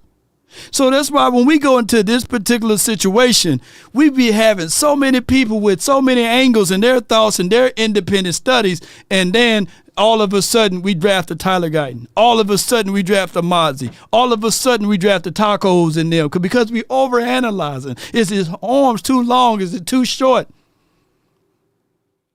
It's to the point if Ruben Bays fall to the 12th spot because he found gun under the seat or something happened, we be sitting there talking saying, well, Ruben, he's good, but he got short arms. T-Rex, man, you know. Let's go with a longer, lengthier guy, you know. Let's go with DB. That's where our problem is at. And we talk ourselves out of these situations every time. Let the AI speak. At JDiz $5. It's all about Jerry and his family with the Cowboys. Money, attention, and if winning happens, it's all about them. Losing, they ghosts and punks. Yes, indeed. Cowboys freak leash. Appreciate you too. Jerry and his family with the Cowboys, money, attention, and winning. If it happened, all right. Here's one thing I'm glad that God had blessed and bestowed upon me with the great recall of memory, which I'm willing to put my money on the line. All right, so Cowboys Freak Leash says, Law, you said Mozzie was good, though. Can y'all educate Cowboys Freak on a leash? Because you know I'm in one of them zones, and I'm glad. Because here's what I said, and God dog, boy, I'm glad. And you can try to find tape and you won't find it, baby. You see, here's what it was. In the year we drafted Mozzie Smith, by the way, he wore number 58 for the Michigan. Guess what? Me and my guy Okoye and a few other content creators, we had an open discussion about Mozzie, and I said that it takes 2 to 3 years for an interior guy to develop. But here's the craziest thing. Let me contextualize the memory of Law Nation. He wore 58 in the second round. Guess what pick that we had? We had pick 58. So that's why I know when I say this, I'm going to lay it straight. I said, damn, the Cowboys should have picked him in the second round. He had no business being in the first round because his get off is there. It's not there. On top of that, yeah, he may be strong as an ox. He may be as good as that, but I'm looking at his total productivity, and I saw what he was able to do in college, lad, and I said, man, the dude never even had a sack in college, and we're expecting him to get a sack in doggone pros. So no. So when you come to Law Nation, just know, be sure that your mind and your mental concept better be real intact because I was on point. He had no business being a first round pick, and you can book it. I can put my money on it that I never said that oh, wow, this is a great pickup. But what I did say, that it's going to take time. And I said that from day one. Yeah. 1758, let it go. Let's go. 1758, game $5. Too many cooks in the kitchen. That's the Cowboys draft problem. Yeah. No, Cowboy Freak, I feel you, man. You know, this is not an attack at you. I'm just saying because I remember the discussions in the debate, and there was a guy named Benton or however you said, one of my guys from Alabama, Roll Tide. I said, shoot, if you want to get a big boy like that, you might want to go get him in the doggone later rounds. And there was a guy that drafted by the Steelers, I believe. His name Benton or something like that. We were talking about him. I'm thinking he having a better situation. Yes, indeed. But there's a whole nother conversation for the nation. Mozzie, on this end of it, he got to want it. Before I let the next caller on, my guy, who Brandon Tucker, not Jay Tuck, but Brandon Tucker, he works out with these guys. They fly in. Jalen Carter, Nolan Smith, and Jordan Davis. They all flew in from Philly to come work out with B-Tuck. To this point, I'm sitting here saying, Mozzie right here in the city of Dallas, right down the street, and he refused to go work out with B-Tuck. Now, granted, not to say that if he worked out with B-Tuck that he would have been better, but if I'm seeing Matabuke and all of these boys that's working out with the D-line guru, And you right here, even D-Law works out with the D-line guru. And the kid that works for the Seattle Seahawks, that would lobby for D-Law to go there. The big kid drafted from DeSoto, what's his name, big boy? He just drafted a couple of years ago. If all of them people work out with Brandon Tucker to get better, and Mozzie stayed right down the street and refused to go work out with Brandon Tucker, he didn't want it. He never wanted it. He never wanted it bad enough to be able to be on the top of the epsilons as it relates to interior defensive tackle because his heart wasn't there. Cowboys, be sure if you are a $13 billion organization, be sure to do your due diligence, do your market research, do your analysis on these players' mental mindset to see whether or not these guys will really want to play football. I would rather have guys that have less talent, that love football, than those who have extreme talent who say, hey, I'm okay with football, I just like the money. Give me the person that loves football versus all of those things. Let me check in with 105. Couldn't find the interview with Schottenheimer. Motivation. I think these guys are hungry. We have the right type of guys. There's no question about that. Byron Murphy, appreciate you. We did some good things this year. We just got to figure out the things that we need to improve and address those issues and coach those things up better, but always, and appreciate you, Darius. You know what I'm talking about when I say that, too. And we'll start the process immediately, though, of trying to figure out the areas that we can improve. You already talked about first thing Monday morning, that your mindset, we got to get and make a lot of changes and make decisions on changes, coaches, players, and that your mindset. Yeah, it starts immediately. I mean, there's no time where, you get into it. I'll study the film tonight and look at it on the way back, and, we'll have the exit interviews. We'll go through the process. I love that process. I think that process is important where you talk to the players, you talk to the coaches, you evaluate everything, and I think, like I said, there'll be some very clear things that we need to address. So much been talked about Eberflus in the defense. Can you just assess how he's done and what do you want him back at this point? Yeah, I think at the end of the day, as you look at the way the game went today, I mean, we put him on a short field and the time of possession got kind of flipped around. But again, we're going to look at everything, and at the end of the day, we didn't win enough games, and that starts with me. I'm responsible for that, and that's where we'll start. Ryan Todd Archer with ESPN. You mentioned you'll prioritize things in your mind. What are the priorities for this team?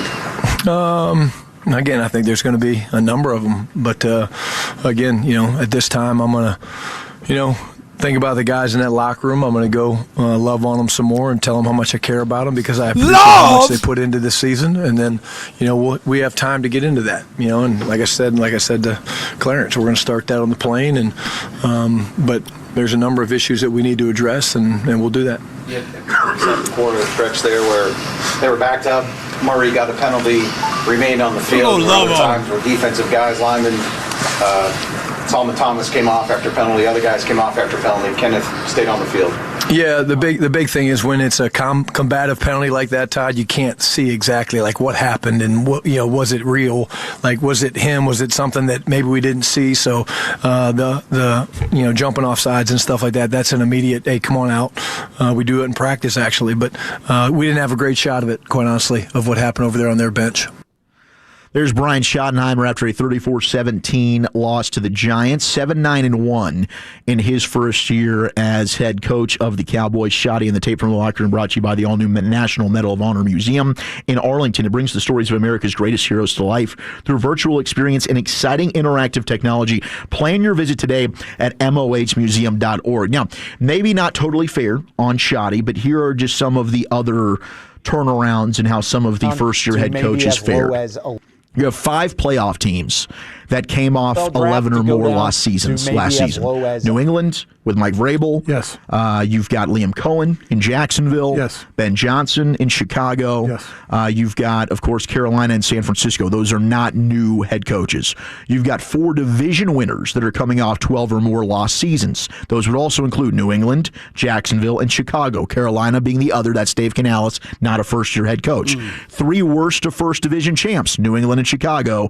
2 13-win teams off 13 lost seasons. So just his peers in the same coaching cycle that got hired, you've got Vrabel, Liam Cohen, Ben Johnson that have done a fantastic job in year one and have their teams now going from worst to first in their division and will be now playing for postseason play. Now, hey, defensively, you can say they were not nearly as bad as what Brian Schottenheimer had to deal with. But I think, if you're evaluating just him as a year one head coach, and he'd be the first one to say it, I think he gave a C to himself when Brad asked him about that. You know what? I'll tell you what, and I'll say this about Schotty, and he is a very likable guy. And he's gonna, the media. I mean, Todd Archer asked, I thought, a really good question, like why are certain guys staying on the field and other guys coming off the field? Yeah. And Schotty's going to stand up there and he's going to give you an answer and he's going to be really personable and he's not robotic. Man, come on, man. Look. There are many whites who are trying to solve the problem, but you never see them going under the label of liberals. That white person that you see calling himself a liberal is the most dangerous thing in the entire Western Hemisphere. He's the most deceitful. He's like a fox. And a fox is always more dangerous in the forest than the wolf. You can see the wolf coming. You know what he's up to. But the fox will fool you. He comes at you with his mouth shaped in such a way that even though you see his teeth, you think he's smiling and you take him for a friend.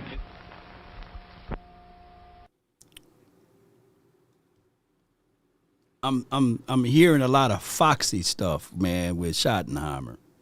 That's one of the great leaders of this world. Malcolm X was just speaking about people that will smile in your face and don't really mean it. So he's saying got to go back and love. They said, please, if you're going to show your teeth, use them. At this point, this should be the cutting board. I'm not here for rainbows and sunshines and talking about we got to love on. I get it. We had a player to take his own life and all of this stuff. What we going to do this for the end of time or for eternity? At this point, we need to be able to call a spade a spade. Now, you did good on your side of the football, and I get it. But at some point, at some time, you got to stand tall and say the defense. All I'm looking at is 34-17. Don't put it back on yourself and say, hey, man, we gave a short field, man. Hey, we had turnover. This all year long. You do not win by being nice in football land. It will not happen. You're going to have some type of mean, some type of grit, some type of this type of stuff will not work. Ever. That's life. Life is designed to chew you up and spit you out. Nice guys finish last, and especially in this world of business called football, when it's physicality of 250 pounds versus 230 pounds coming at you.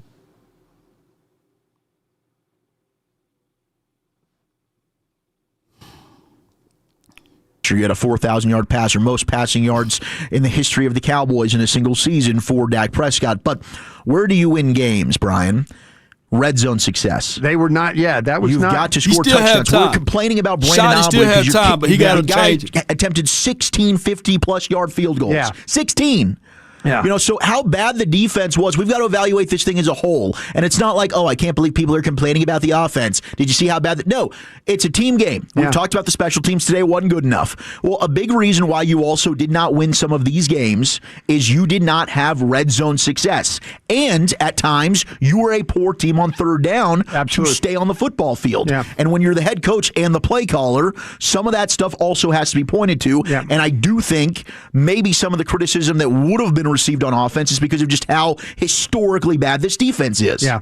Oh, no, he caught a break. He caught a break on that. And the 817 asks, can he throw Flus under the bus when he's a Jones hire? Yeah, absolutely he can. Absolutely can. I don't know. You think Jerry Jones and Stephen Jones sat up there and watched what was going on defense and felt good about that? That's probably why Flus is going to be out of a job. But to me, I think you could have done some things. I think you could have done some things differently on defense. But you're absolutely right. There's things offensively they could have done a lot better.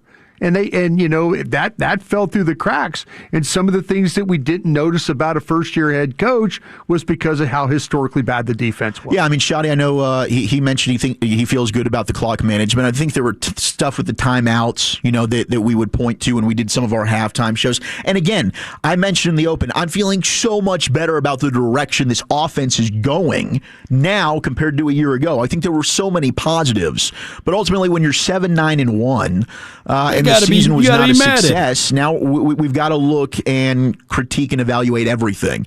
And I think that Brian Schottenheimer knows that there's things that he needs to evaluate as a play caller and to make this offense better. And the defense really needs a total overhaul. And it's unfortunate that there are players that they were counting on now that you just have a big question mark. The health of Deron Bland moving forward. Yeah. Diggs was supposed to be a piece of this thing. He's gone. Osa. I mean, I've mentioned this in other postgame shows. I did not really notice Osa a lot this year. Played the whole game today. Not a factor. And that's... Man. Before I let the next caller on, this is a better example. And I love this, and you got to put this into your heart. When we are saying factual things, is the sheep preaching hate? Listen to this real quick. No, he would illustrate it this way. Is the sheep preaching hate when he says, I'm not going to let the wolf eat me anymore? If the wolf comes in here, next time he comes in here, I'll do whatever I have to do to keep him off my back. Is the sheep violent or is the wolf the violent one? He wasn't teaching hate. He was teaching common sense. Somebody's knocking you over the head, stop them. Do whatever you have to do to stop them.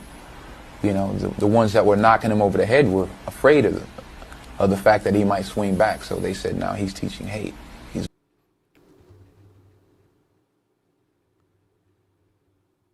Let's stop being sheeps. Let's get real with this situation, man. Come on, man.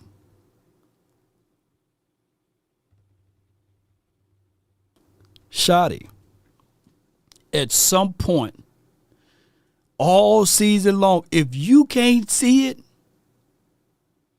if you can't raise your voice one time, then let Eberflus come back then.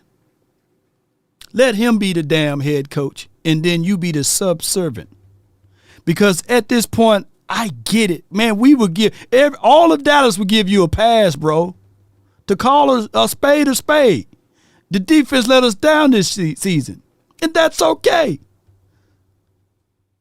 You can't do everything behind closed doors. You losing sheeps left and right because the wolf continue to eat. And you're going to say, hey, am I preaching hate? If I tell the truth, no, the truth is the truth. And Shotty, you would never, in all capital letters, be successful if you continue to operate that way. Never.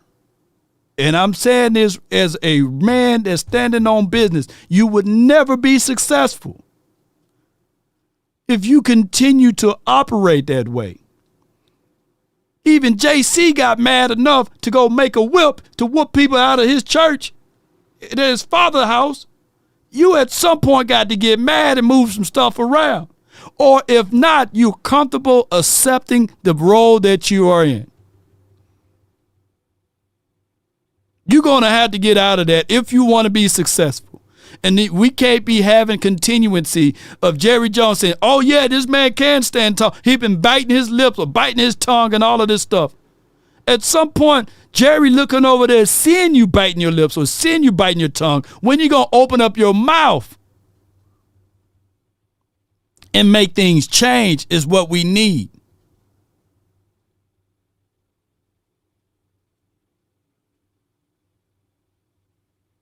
Something got to give. I'm going to play this one more time for people to understand. One more time. Contextualize it. He would illustrate it this way. Is the sheep preaching hate when he says, I'm not going to let the wolf eat me anymore? If the wolf comes in here, next time he comes in here, I'll do whatever I have to do to keep him off my back. Is the sheep violent or is the wolf the violent one? He wasn't teaching hate. He was teaching common sense. Somebody's knocking you over the head, stop them. Do whatever you have to do to stop them. The ones that were knocking him over the head were afraid of of the fact that he might swing back. So they said, no, he's teaching hate. He's violent. No, he would illustrate it. Let's go, man, to the next caller. And keep in mind, I'm not mad at anybody. I'm just speaking my mind. I got from the 205. You're live on the Nation, brought to you by Sleeper. Talk to me. Yo, Law, man. Man, it's a good day in Dallas land because I know something got to happen. Something got to happen. Yeah. Something got to happen. Yeah. Eberflus got to go. It's predicted at this point. It's inevitable, like Thanos. Yeah. Yo, man. Hey, the season is over. No more stress, no more pain, man. Get to the game. Jadeveon Clowney, got to get him back. He's supposed to be what Dante Fowler is supposed to be like Clowney. That's what we paid him for a bit. I don't even know where he is. Yeah. Kenneth Murray, you already know about Kenneth Murray. I don't even know why we say his name at this point. Yeah. 59, yeah. And there's so many other things I want to say about this defense. Come on, we're gonna rip them off, man. Come on, say it. We know about this defense. Like it's only so much you can say because niggas know what it is. Right. I mean, like, hey, but I'm gonna get to the draft and get to the offensive side of the ball and really just reflect over the season. Law, tell me about this though, because I don't think you're gonna be able to keep all three defensive tackles. Would you trade like Kenny Clark or Osa? Which one would you trade? Man, I hope my guy Osa ain't listening. But at this point, I'm trying to win, Osa. And we working out. His contract is really not that bad. It's just the positioning that needed to be played, right? It's just like I can't have a lineup with Osa and Williams on there because people going to figure it out, right? I need to have a – man, I keep Kenny Clark over Osa at this point. You know what I mean? That's just how it is. So where bro. I'm getting to is I'm creating a package where I'm trading Ferguson and I'm putting Osa in that deal. I'm putting Osa and Ferguson together, and I'm shipping them to Kansas City for a second rounder. Would you make that deal? I mean, all right. So Travis Kelce, he's finna hang him up, right? And he said if it's anybody that plays similar to him is Jake Ferguson. And Jake Ferguson, Lord knows that he needs a better change of scenery. With that being said, I think that they would decline the fact with Osa because they wouldn't want that contract when they already have Chris Jones, right? I think Chris Jones about to go too. He about to retire too? Yeah, he is long too. I think Chris Jones, this is last year. All right, so here's the other thing, and I'm not protecting the Osa to this point and to this degree because everybody on this defense played like damn, right? Like hot canned garbage juice. What need to happen before we make any trade announcements is that we got to fix what's on top first before we declare what's on the bottom. Meaning that you go in there and you go get that defensive coordinator. You look the defensive coordinator in his eyes and say, evaluate, do the inventory of what we already have here now, right? Comb through all of the tapes and let's see who is salvageable to keep, right? Whether it is a Kenny or whether it is a Osa, whether it is a Quentin Williams, right? Just off of paper alone. And then you go in through that conversation. Because what you don't want to happen here is someone with different creativity may know how to use said player, and you done got rid of them for peanuts, right? So that's just for what it is. So before we declare to remove a player, at least allow the chance for the new defensive coordinator to get his eyes and his hands and his evaluation on said player. And that's even speaking for Jake Ferguson to a degree, by the way. Oh man, you know how they feel about that boy Jake Ferguson, man. Jake Bumbleson, as you like to call him. Hold tight. They got a Clowney interview going. Hold on. To add as many players as you can through free agency, and I'm not saying you have to sign it. I'll just circle back, man. Go ahead, man. Go ahead, and close it though. Oh yeah, but in the secondary, I'm cutting Dono and I'm cutting Malik Hooker. They're easily replaceable. I got to enclose. Look, Butler gonna be back next year. I think. I would like to bring back Reddy Stewart. And look, a lot of y'all hate Reddy Stewart, but look, Reddy Stewart, I feel like he's a good zone corner and he like to tackle. I feel like he's a very serviceable piece. Offense side of the ball, look, the offense is fine. I would just try to do something with the tackles. And one other thing, man. Here we go. I'm saying it. I gotta say it, Law. Did it? With or without Micah, did you stop the run? Hell no. Hell So no. it don't matter if Micah was here or not. You can't stop the run. So hey, either here nor there, man. Yeah. First round. Well, here's the only thing is with Micah.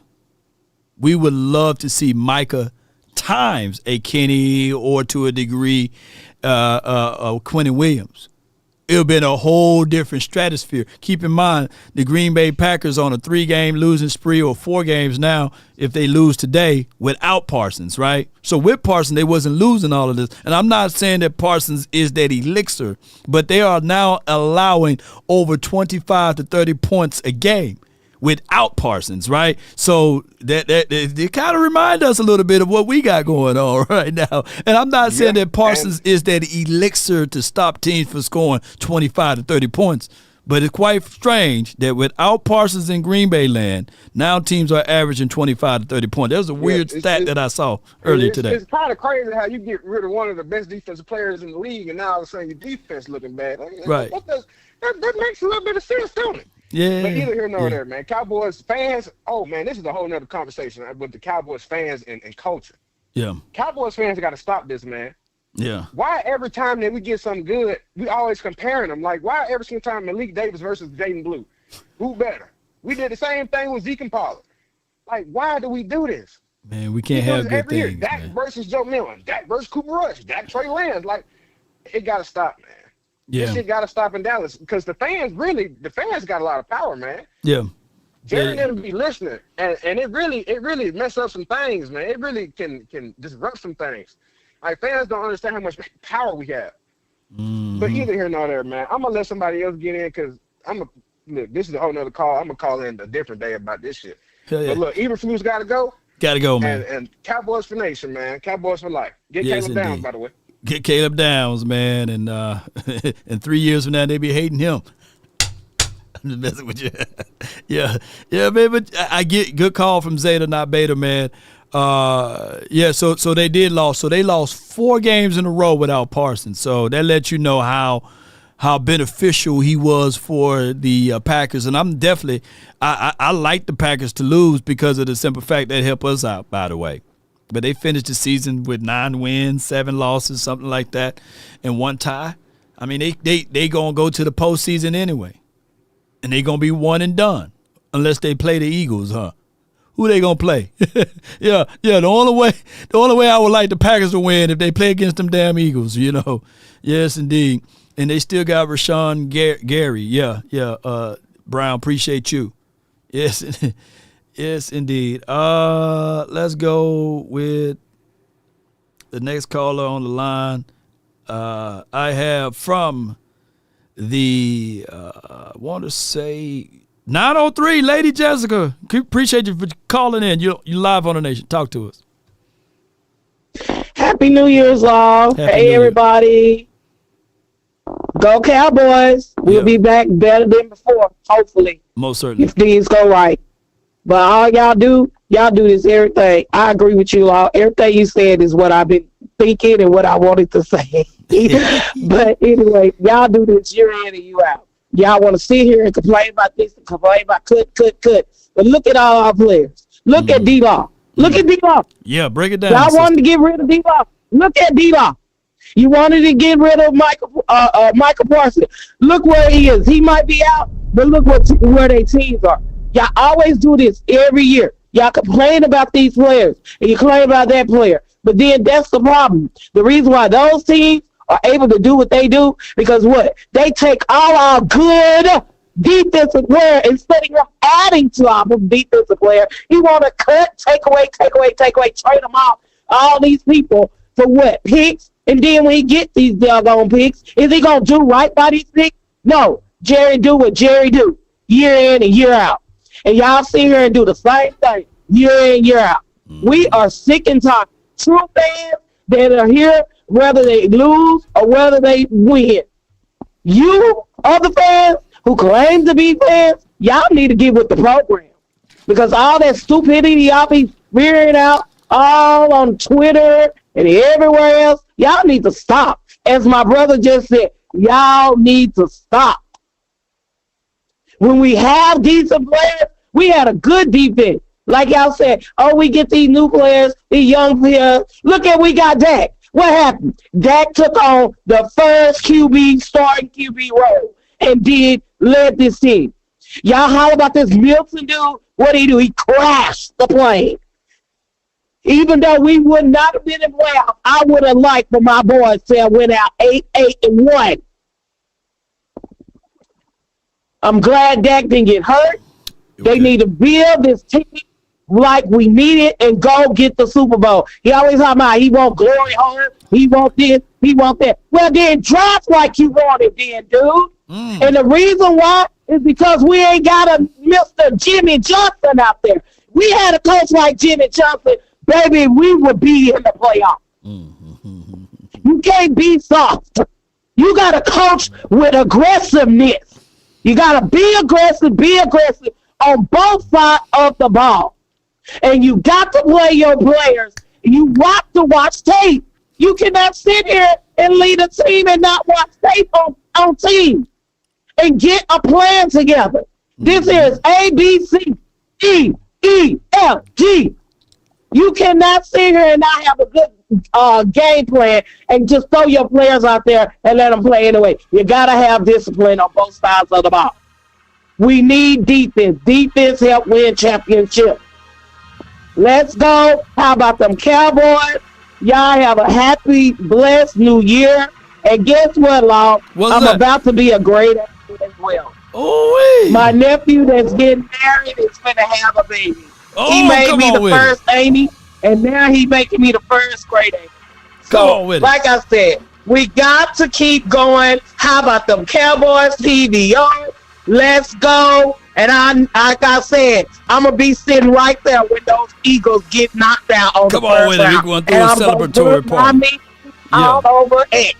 Because I'm waiting for it. Y'all have a good one. Yes, indeed. Boy, that's the lovely Lady Jessica.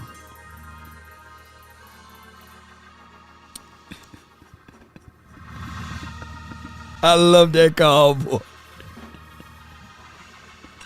Did y'all hear what she said? Did y'all hear what she said? She said, Lord have mercy. Jerry Jones, stop talking about you wanting some glory hole. Well, won't you go ahead and go get it, baby? So I come out to tell y'all to this day, that's watching on this beautiful day, even though we lost, it helped out our draft selections. And our frustration is not predicated upon this game. But when a woman say, if you want something and you like something and you've been talking about it, she said, if you want that glory hole, come and get it. So Jerry Jones, what she said and what she implying to it is stop talking about it. You've been saying what you want to do with it. What she said is wide open. So in other words, baby, you got to go out there and just get it. You know what I'm saying? Work your way in, Jerry. Stop talking about it and just dive in it. Yeah. Yeah. Yeah, that's what she said. And then she said that her nephew, right? He's engaged and he's married. And he got a baby on the way. Meaning that's similar to a Super Bowl on the way. Because he didn't play around with the glory hole. To God be the glory. He went and got him some. And that's why he finna have a newborn in his world. See, Jerry, you got to go out there and get it. You got to get it. Got to stop talking about it. Yeah, you got to go get it. You can talk about it all you want. But talking about it ain't going to give you For the 409, what's on your mind, dog? Talk to me, man. Hey, they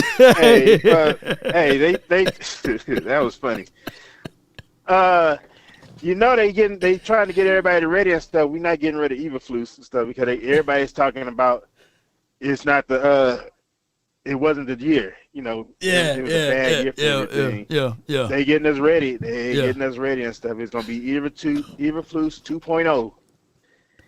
And it's gonna be the same thing, and then next year it's gonna be another year that Dak plays good, and we wasted another year of Dak. Man, I do not want Dak your future, man. You remember I was watching this X-Men movie, and this was what's the guy, Charles Xavier? Yeah, Days Future Past, and he was walking around there with full head of hair, and he was like, I don't want your future. He didn't want to be in that wheelchair with all that damn power. I don't want your future, bro. I do not want Matthew Eberflus back here. I don't give a dog if we start winning next year. If we can be 6-0 starting off, but I just know something about that defense got its flaws, and once teams figure it out, it's too much that we need. And people fail to realize we going to be a team next season. If Matthew Eberflus is here with his people, right, we'll be a team that can win and get to the postseason. But winning in the postseason with that type of kind of caliber of defense with the inability to make necessary adjustments is going to get you an early exit. I do not want Matthew Eberflus. I do not want it. It's not a Super Bowl caliber defense. It's just not. It's just not. What we had back in the day and stuff when Garrett was there, it was the bend but don't break defense. Yeah. And that philosophy been flawed. It's gonna bend and it's gonna break in the playoffs like it always do. That's why we have the problems that we have. And it's Jerry and stuff. Jerry has to get out of his comfort zone. Yep. He's not trying to get out that comfort zone and stuff. And everybody knows he's trying to outlive, because everybody's saying he needs Jimmy Johnson. Everybody talking about we need Jimmy Johnson back. He's trying to get from up under. That's like Steve Young had his what was old boy Joe Montana with his monkey on his back. Yeah. Montana. Jerry's is Jimmy, and he will never get rid of it and stuff. Jimmy not even in the booth no more, commentating no more, but they still talking about Jimmy. They still talking about him, man. It's gonna go on forever, man. That's the storyline of Jimmy, and what it took for so long for him to get into the Ring of Honor, right? And then,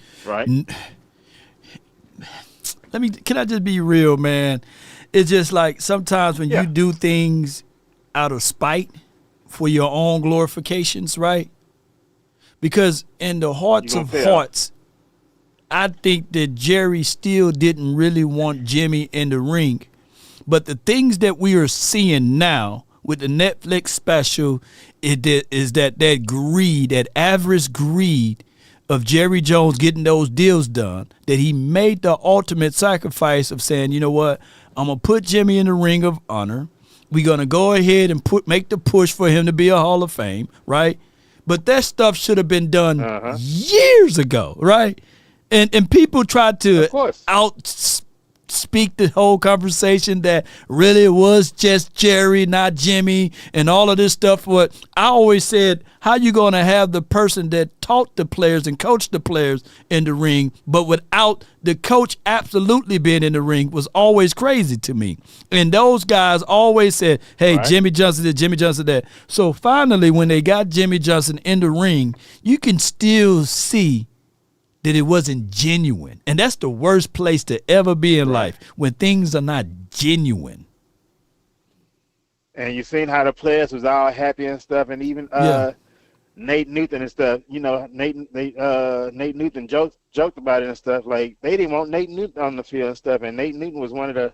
Yeah. They was like, nah, if Nate ain't gonna be there, we ain't gonna. The triplets wasn't gonna be there. Right. You know, it's like they it's like you say, it's not genuine and stuff, because if Jerry had his wish and stuff, he would have never put Jimmy in there and stuff. Yeah, if it was his wish, yeah. But it's everything is like you said and stuff. When somebody does stuff out of spite and stuff, they don't prosper and stuff, and that's why he's been doing everything out of spite. That's why we haven't been able. We lose. We make it to the divisional round, but we're not making it to the championship and stuff. Like is always is right. The team is right. Well, the front office and everything is right into the core, and until you get rid of that rotten core, the team will not get better and stuff. No matter what and stuff, we will see Eagles, we will see the Redskins. You'll see all these teams talk shit about us because like everybody knows it's not the players, it's not the coaches, it's the core. And it's the core, man. It's like it's the core. It's a lot of tongue in cheek because so many people want to fight the debate of the aspect of even Dak Prescott. Them naysayers knew what they was doing. They didn't really believe in Dak Prescott. You wait till the last hour to give him $250 million after you decide who Trey Lance was, right? And then you go into this season with a repeatance of Popovore a little bit with Joe Milton. They really wasn't really like Dak Prescott, granted, to save face because they want to do this because of the warm embrace that they found one guy on this planet that goes to practice, never lift his finger to really bite back, by the way, when you start talking about being an modern citizen and doing the things for the community, who damn near would kill a mosquito and say my apologies and stuff like that. That's the whole problem with this organization, that they really never backed the quarterback until they back was against the wall and everybody was going to say, man, to be damn, the Cowboys are terrible at this. So when you start to contextualize that part of it, right? Took them 10 years, 10 seasons to understand who Dak Prescott is. And now finally you're going to try to add run game to this team. You're going to try to change up some things. It's just that they never wanted him, but he's so good to a degree that they would rather save face to keep him. And that's where we are at, and that's why we are having the same issues and problems to this day. At Jose_TX, hold on, got a super chat. $15.99. Hold tight, we got a super chat. Yeah, Blah, you the man. It was a rough season, but I'm behind Shotty, Doc, and anyone else that wants to play here. I'm optimistic about the near future. And remember, you're listening to nothing but the best. Appreciate you, TX15. Appreciate you, man. Thank you. Keep going, fam. Oh yeah, and the only quarterback, I hate to bring like the color and stuff. The only person they really did, they brought things for is Romo. Like they made sure Romo had his line. They built his line, but it took time. It took time for them to do that too. But they built his line and they gave him everything he needed. But the only thing was, when they finally got everything right for Romo and stuff, his back gave out, and then we looked up with Dak Prescott and stuff, and Jerry Jerry said. The only thing he regrets about Tony Romo, he was never able to bring Tony Romo, let Tony Romo win a Super Bowl for the Cowboys. Yeah. So he said even your own owner said that he didn't really want your quarterback. He regretted that Romo got hurt, and then now Dak is our quarterback. Yeah. Dak has been keeping us up and stuff. Won't let us get no real low draft picks. Yeah, he went too many good games. Too many regular season games. Yes, indeed. As it relates to even to this day, man. Appreciate you for calling in, fam. Oh, thank you. No doubt, man. No doubt, man. And I get where he's coming from. The problem is with the Cowboys in Romo area was two problems. Jason Garrett and this damn defense. They fumbled the whole situation. If Jerry Jones, instead of listening to everybody's opinion and stood tall, and I'm saying this to a billionaire, by the way, is that if Jerry Jones stood tall with real balls, he would have been able to say, hey, Wade Phillips, I know you've been a journeyman as a coach, but I have a unique desire that I want to lift up Jason Garrett, my son, technically. I want him to be the head coach. I'm going to pay him like the head coach, and I want you to help train this kid on whatever is needed to be, and you will be the defensive coordinator. That's all we had to do. But instead, what they did was they got them a yes man, Camp Cupcake. The team was very soft because we was drilled into the mud with Bill Parcells with all of this scrutiny of these guys never having soft and comfortable days. So they listened to they listened. Jerry Jones listened to the players, dare I say, and got a guy that he can push around and say yes and say this. And if Jerry Jones had the real balls, he should have said that day, you know what, Jason Garrett, you my head coach. Wade Phillips, you will be my defensive coordinator, and I'm the GM. Let's go win some football games. Nobody would have faulted him for that. They would have said, damn, Jerry, that's a super big risk. But to keep in mind, the moment we got rid of Wade Phillips was the moment this defense been to be damned. And we've been searching for good defense ever since then. Maybe we had 1 or 2 games springing this here and there on defense, but it never was solid. Just think about it.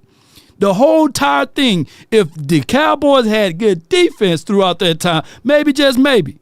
But no, we've been searching for defense because of the double-mindedness of Jerry Jones, of thinking that he got to be the smartest guy in the room and the sharpest knife in the drawer when he just a spoon.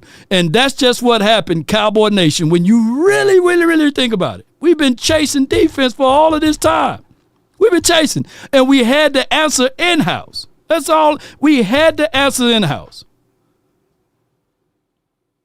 Because after Wade Phillips, who we had, Rex Ryan or Rob Ryan, whatever, the guy that looked pregnant with the long hair, that looked like he needed a couple baths and showers. We had Monty Kiffin, who kept falling asleep, farting in the press box. And then we went from here, Tim, to another older guy out of Papa Rob Marinelli, orphans and all of this stuff. We've been chasing defense ever since then, to a point that even on this way out, that the Cowboys refused to put a brother in there, Chris Richard, but they gave him the responsibilities without the title, talking about shared defensive responsibilities, which was crazy. Birthed also Matt Eberflus somewhere in the process. I think he's a mixed child of a love child of Rex Ryan, Rob Ryan. I guess he was in the belly of Rex Ryan, and he came out of that particular defense, transferred over to Papa Rob Marinelli, and we are literally seeing the same type of kind of caliber of damn defense. This is no different than the 2013 defense. This is no different than all of the defenses that we had, because it's the same defense. I digress. Come on with it. I got from the 520. You're live on the Nation. Talk to me. What? Tickets are dang up long. You the most long-winded brother. Nah, I'm kidding. I'm kidding. I'm kidding you. No, you good. You good. You good. You good. Talk about that. Stelios. Yeah, I hear it all the time. Go get it. Go get it. Go on and get it. Shut your mouth and go and get it. Oh, yeah. Sure. Get the glory hole. You're going to say, it's go wide. And get it. It's going to say, hit it. Come on, get it. Get this shit up and get it out the way, man. Get it out the way. Jerry Jones gets in his own damn way. Here's the avarice, the gall, the freaking nerve. He's a silver fox. Y'all ain't figured this out by now. After the past 30 years, I don't know what to tell you. Landry, it took him, how long did it take him to put Landry up on in the Ring of Honor? 6 years. Took a minute, man. 6 years, yeah. 6 years. It took him forever to put Jimmy in there. Yeah. What? Over 15, 20, damn near 30 years before we put him in there? He didn't want him in there. Y'all need to figure it out. This defense, Eberflus needs to go. CSAPB, cat boot doo-doo and peanut butter mixed up in a bowl. That's what this defense has been all year. It ain't going to change. I don't know what that other brother was talking about, 2.0. 2.0 don't mean doo-doo. Don't mean doo-doo. If you've been a fan of the Dallas Cowboys franchise since you was a kid, and my first game was in 1973 at the Cotton Bowl. It was Cincinnati and Dallas. It's 27-10 Dallas. That's my first experience in a football game. The next time I got the opportunity to go was 2018. No, I take that back. 2009 because I had a holdover in Dallas Fort Worth. Yeah. So I said, I'm going to watch this game. And that game was a win. That was against Tampa Bay. That was 38-10. I think that one was 38-10. Yeah, right. Went in 18. Went in 19. Got there right in the middle of the second quarter. But I got there. But I've been behind my Cowboys ever since. That first game I ever seen as a damn child. You need to understand. If you are a true Cowboys fan, you know there's ups and freaking downs. The shit ain't gonna change until Jerry gets his ass out the way. Point blank and clear. Eberflus got to go. He's got the players. In order to have a successful defensive scheme, you have to put these players in their strengths. And each one of those rooms in the defense need to build on their strengths and help them defeat them weaknesses. And then that's how you're going to build a defense. And Eberflus ain't going to do it. Nolan did. Marinelli didn't do it. Richard wasn't going to stay there because he knows he wasn't going to have control of his defense. In his pro-temp position, he got to be in a position, and he don't even got he don't have the title. It's pro-temp. The same thing with Al Harris. Al Harris got the hell up out of here because he wasn't going to take this daggum defense because he knew he wouldn't have no daggum control. Yeah. Eberflus controls every one of those rooms. Every one of those rooms. No doubt, man. It's crazy, And man. Flat out, point blank, and period. Cowboys fans, you fair weather Cowboys fans, you punk bees, you need to get out the way. CSAPB, cat shit and peanut butter mixed up in a bowl. That's what it's been all year. Figure it out instead of complaining about this player and that player or this person or that person and this one taking off and going over here and blowing it up over in Seattle and this one going up you trade another one to Green Bay and he's blowing it up over there and Green Bay might be one and done just like Philly. They might be one and done just like Philly. They don't know. No doubt, man. But y'all need to quit coming in here with this crazy, wild malarkey, this BS. And something the law tells you, it's fact. You take it as the gospel. And if you can't take it as the gospel, take your ass. There's 31 more teams you can take your ass off to. Point blank and period. I'm sick and tired of hearing this crap. Let me hear you say it, Stelios 300. That's my time. I really I appreciate all yours and Laws and the whole Cowboys nation. I ain't gonna be many more of these punk bees up in here. Dozers. No doubt, man. That's my guy, man. Stelios 300, man. He said, "Don't call me Unc no more, man." Call my. And where my button at? Yeah, here it is. Here it is for you. Montez! There we go. You hear? What is your profession? Yes, indeed. If you think I'm lying, Cowboys, what would tell you everything about this organization and franchise? Look up the second most winningest coach in Cowboys history and let me know what comes to mind. And then you contextualize that and you add that up, you would know everything about this franchise and organization on how we drop the ball. As rich as this organization and franchise is, just look that up. I just want to let y'all know. Appreciate you. I got the last but not least caller, man, from the 206, man. Make it quick. You're live on the nation, man. Talk to me, man. What up, Law? How you doing, man? Not much, bro. I'm just saying what the guy said. It's the players and the coaching and the owner.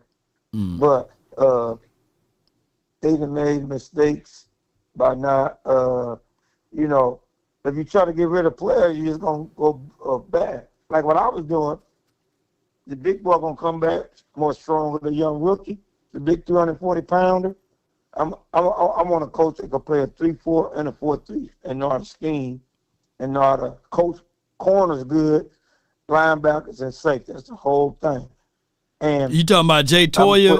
Are you leaning? Yeah. Are you leaning into the next season? I'm put Jay Toya in the middle with 92 and 95. That's right next to him and put Osa on the edge with 42 on the edge, and 41 gonna come in, and you can switch it up back and forth. And then on third down, you can put Osa in the middle just to rush. You see what I'm saying? Because Osa played in before. Man, I'm not trying to repair none of that. I'm picking up the phone.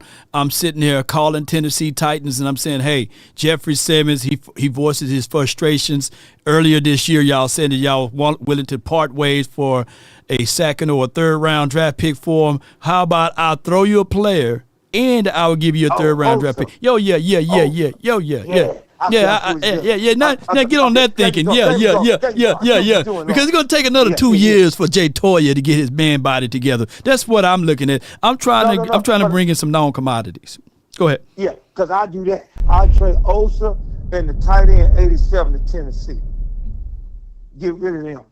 Because you're 89 about to go, and you got boys, and that's our problem, y'all.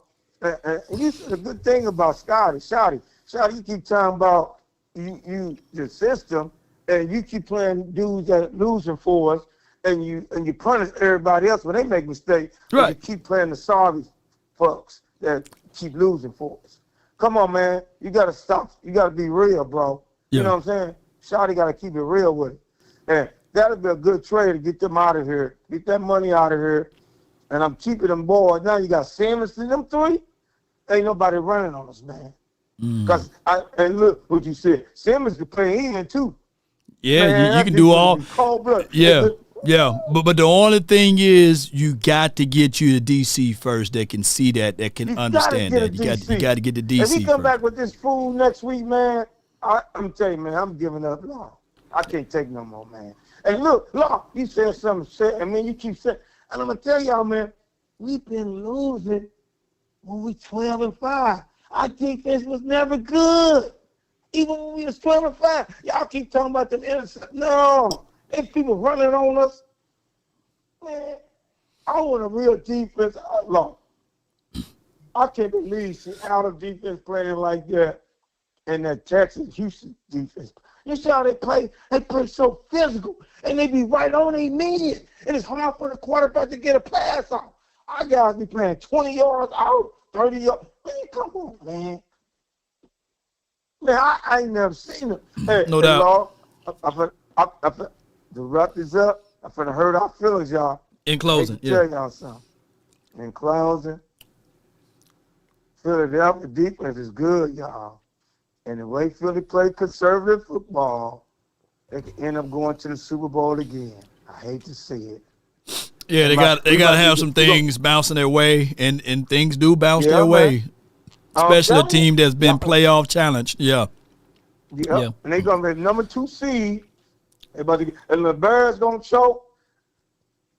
Oh, my God. I can't say it, Law. These fools going to go back to the Super Bowl. I got a funny feeling. I do not want your version of the future. Even if they go to the Super Bowl and lose, I do not want that on my consciousness. So therefore, I rebuke everything that you said yesterday. Look on the screen. Look on the screen. I'm putting a hex that's gonna last for 30 years on you from right here, from the power of the nation. Yeah. I cannot. But their defense is playing. Look, it's like you say, Law, why we can't get a defense to keep Dak Prescott in the game? Yeah. I do not want your future, man. Appreciate you for calling in, man. Appreciate you. Bro. Yes, indeed. Hell yeah. Even though they're in a dogfight with the Washington team, I do not want for anything that MJ just said to materialize into any type of positivity for the damn Eagles. No, I do not want it. You know, I would rather walk through the burning sands with a hot bowl in my hand before I let the Eagles win another one right now this season. No. Yes, indeed. And overall, I'm so greedy with mine. I would rather for an AFC team. I'm AFC Law from here. I'm rooting for any team to win the Super Bowl outside of the Steelers, forget them. Seattle Seahawks or the Rams. I'm AFC Law. Come on, man. Yes, Houston got the number one defense too. Yeah, Houston been balling. That's the team that turned it around because of that doggone guy, D'Amico Ryans. That D'Amico Ryans, man. Yes, indeed. It was right here. I think I got it somewhere. Give me 1 second here. And for those who didn't know the answer, your second winning coach in Cowboys history is Jason Garrett. He's your second most winningest coach in history of the Cowboys is Jason Garrett. That can tell you everything about this team. Whenever you have Jason Garrett, can you imagine, ladies and gentlemen, that there will be somebody thinking and pondering, not like Christian, of saying, man, 30 years from now, because, people only record watching probably, and they said, man, you know what? Jason Garrett was a really good coach. He's the second winningest coach in Cowboys history. He have more wins than Jimmy Johnson. Why was this Jimmy Johnson so great? And we talking about our kids. Yeah, no, it's crazy. With that being said, these are the guys that's looking for opportunities to be a head coach. Jesse Minter of the Chargers, and all of this can be subject to change. The Rams defensive coordinator Chris Shula. Even though these guys could be head coach candidates, I'm picking up the phone. I'm calling Jesse, not Holly, but Minter. And I guess he got no I too. Jesse, no I, Minter. I'm going to have to mess with Holly on that one. I'm picking up the phone. I'm calling Chris Shula. This week, I'm picking up the phone just to be petty.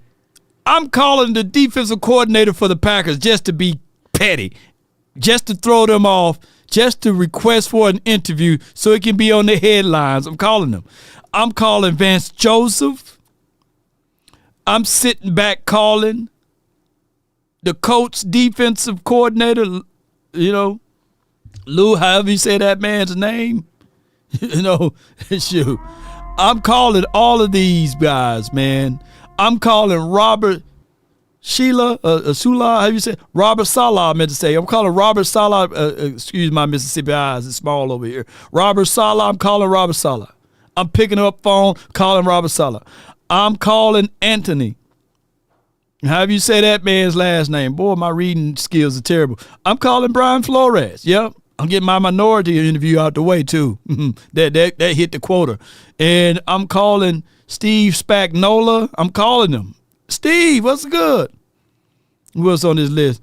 I'm calling Matt Burks for the Texans. He don't even have to drive up that far. I'm calling all of these folks for defensive coordinator job. Yes, indeed. I'm calling them boys. Law Dog with the super chat.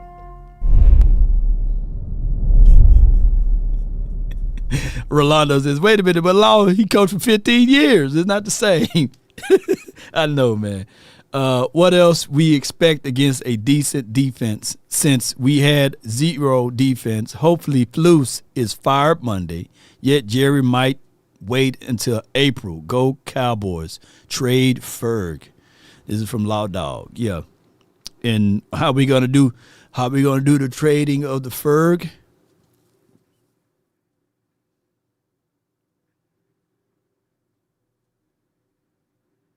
I'm thinking, hold on.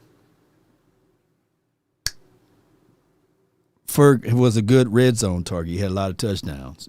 We're going to have to start speaking positively about Ferg, And we've seen it happen before.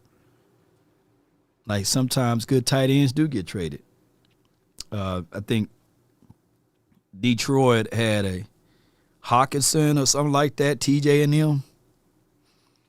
They traded them away, got some picks or something. Then they went back into the draft and drafted Sam Laporta, right?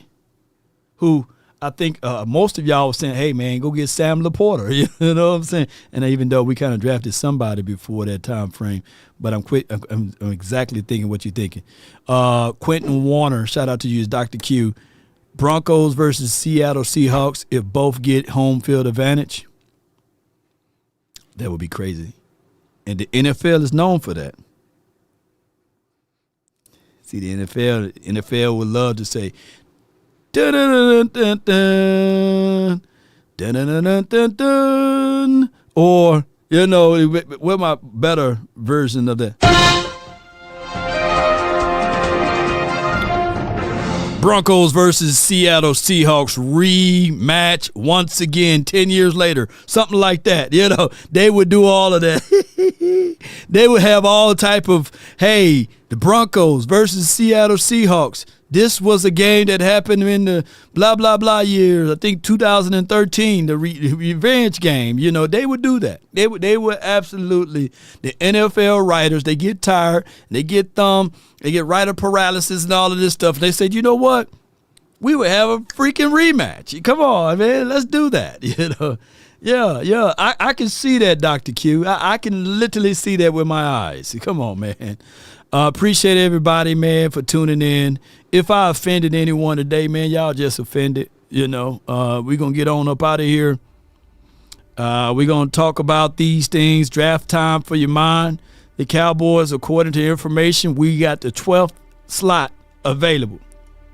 Right just out of the top 10.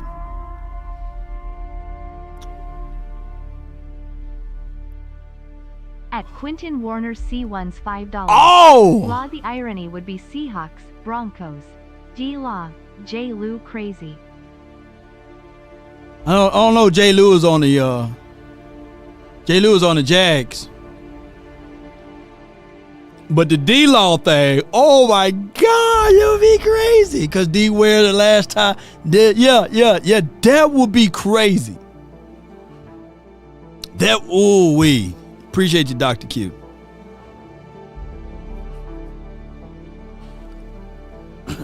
The D-Law angle, shout out to the Laws. And shout out to your mama law and daddy law and all of the laws, shout out to all of the laws. But ladies and gentlemen, boys and girls around this beautiful globe, we got the 12th spot. Now, I said about a couple of weeks ago that there's probably about maybe 14 to 15 true first rounders in this draft. And we got the 12th spot. Shout out to my guy, Voch Lombardi, who states this all the time, that teams suck at drafting. But what we ultimately need is some of them combine heroes to get in, and some type of quarterback to get into this draft, and somebody overanalyze the quarterback, and they go draft a Daniel Jones ahead of us, and they will kick back some of these real good players to us. That's what we hoping for. But we got to do our due diligence before you get to the draft. Law, what is it? Put the biggest screen on me if possible.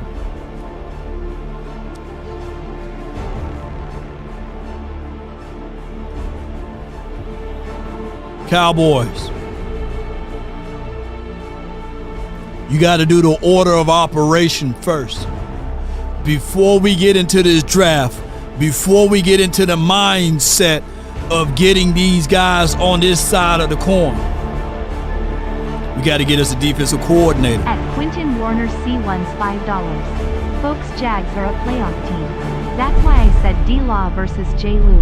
Oh, I get what you said. Appreciate you, Dr. Q. Jags are a playoff team too. What a difference a year make for Trevor Law. What a difference that makes for him, and of course, D-Law versus J-Lou, that'll be crazy. But we in the sweet spot. Don't play around with your food, Cowboys.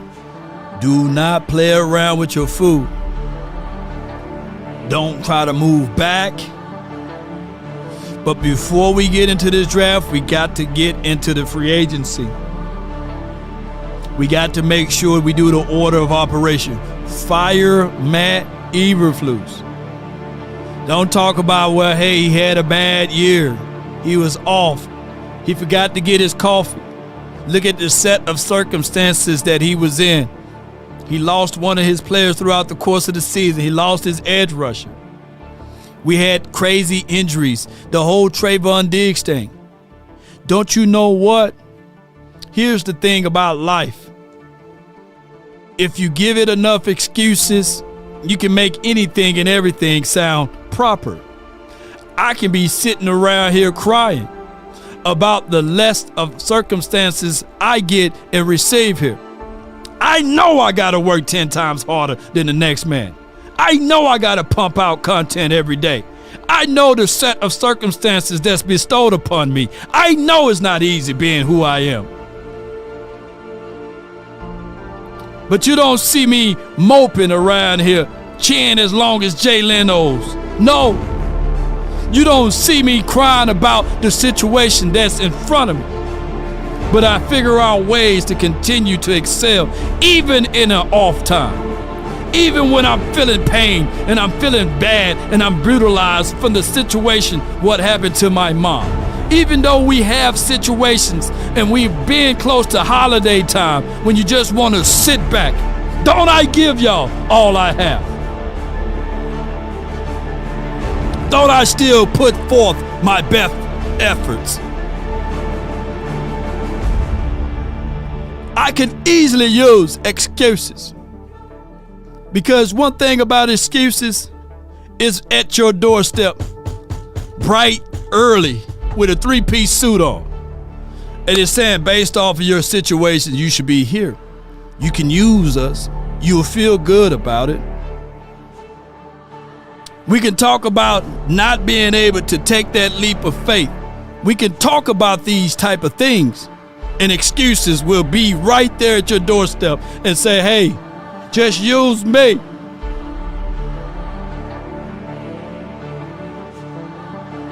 And that's the facts of the matter. Don't y'all think that other teams went through trials and tribulations? Being stubborn shouldn't be the excuse for the Cowboys.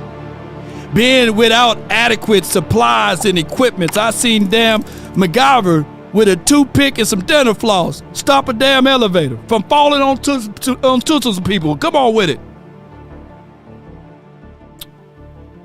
Everyone got them. Ain't that right, Sil? So you got to pick up yourself. You got to learn how to adapt to the players that's on your team. We played 95 to 97% of zone. When the players themselves crying out loud, ranting their clothes, saying, hey, I'm a man-to-man guy. This zone is gonna not be at my max efficient level. Hey, is there a possibility that we can blitz a little bit more? Can we do some twist stunts at least? No, do it my way. And you want to reward him by bringing back? There should be no ifs into this situation. So no, it's time for Matt Eberflus to go. And if you bring him back, that's a slap in everybody's faces, including the players, including the $60 million a year quarterback that you got that got paid $250 million that put up those type of numbers, and you don't even have a playoff appearance to prove that you was a good team. And Matt Eberflus need to go. And Schottenheimer, it starts with you.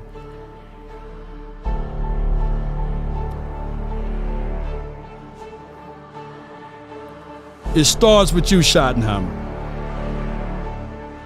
Even a rabbit got teeth. You pick him up wrong, at least he would try to bite. You can't be political correct all the time. It got you in that position. Let me tell you something about life.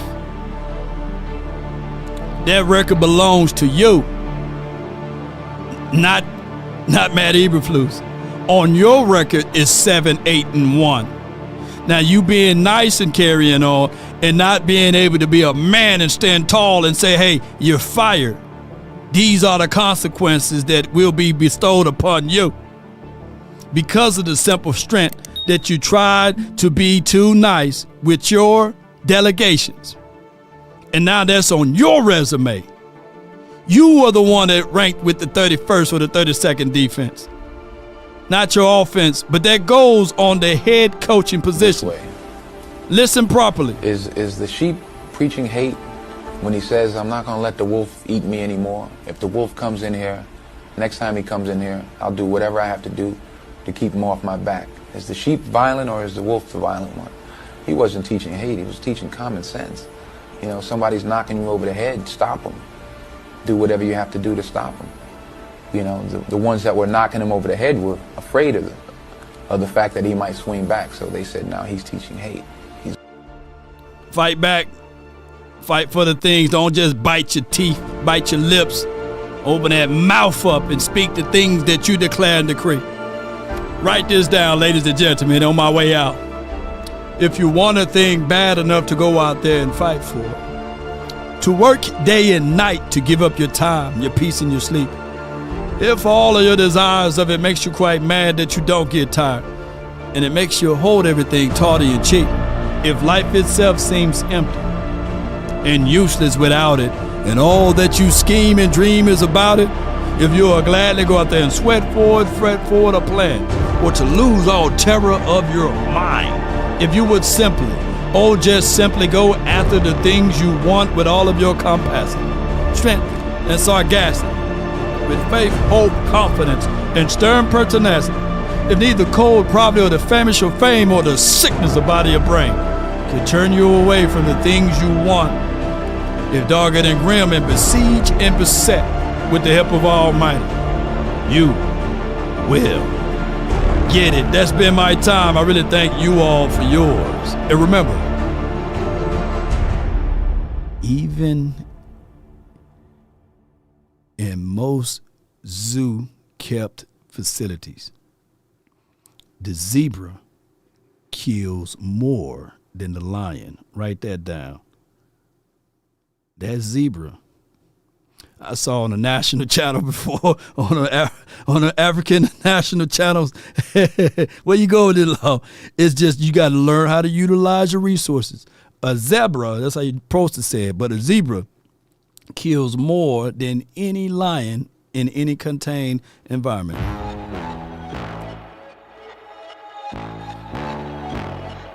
Gotta use what you can use to survive. I saw a damn zebra bite a lion. That lion was like, oh man, let me get on up out of here.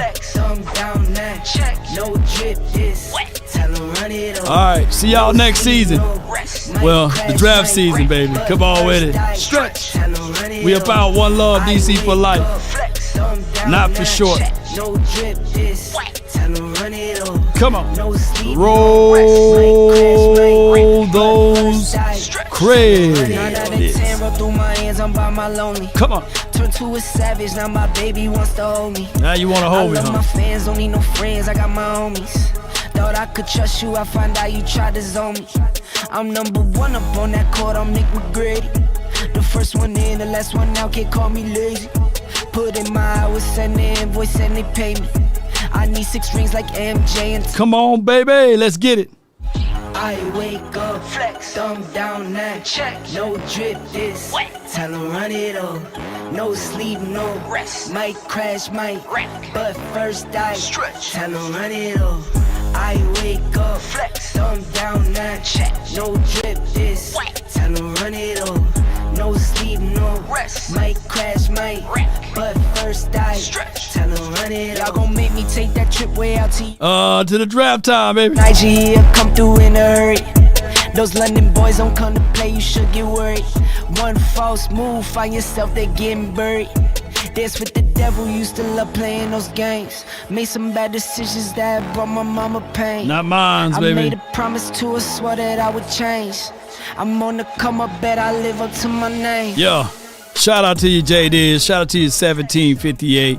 Shout out to you, Text 15, Law Dog. Dr. Q, appreciate you, Warner. Appreciate you. I wake up, flex, thumb down, now check. No drip, this time to run it up. No sleep, no rest. Might crash, might wreck, but first I stretch. Time to run it up. Until next time, if we offended anyone, man, just please charge it to my beard, not my heart. That's all the time that we have for this beautiful moment. DC for life, not for short. Peace. One love. Pick your head up, Cowboys. Pick your head up.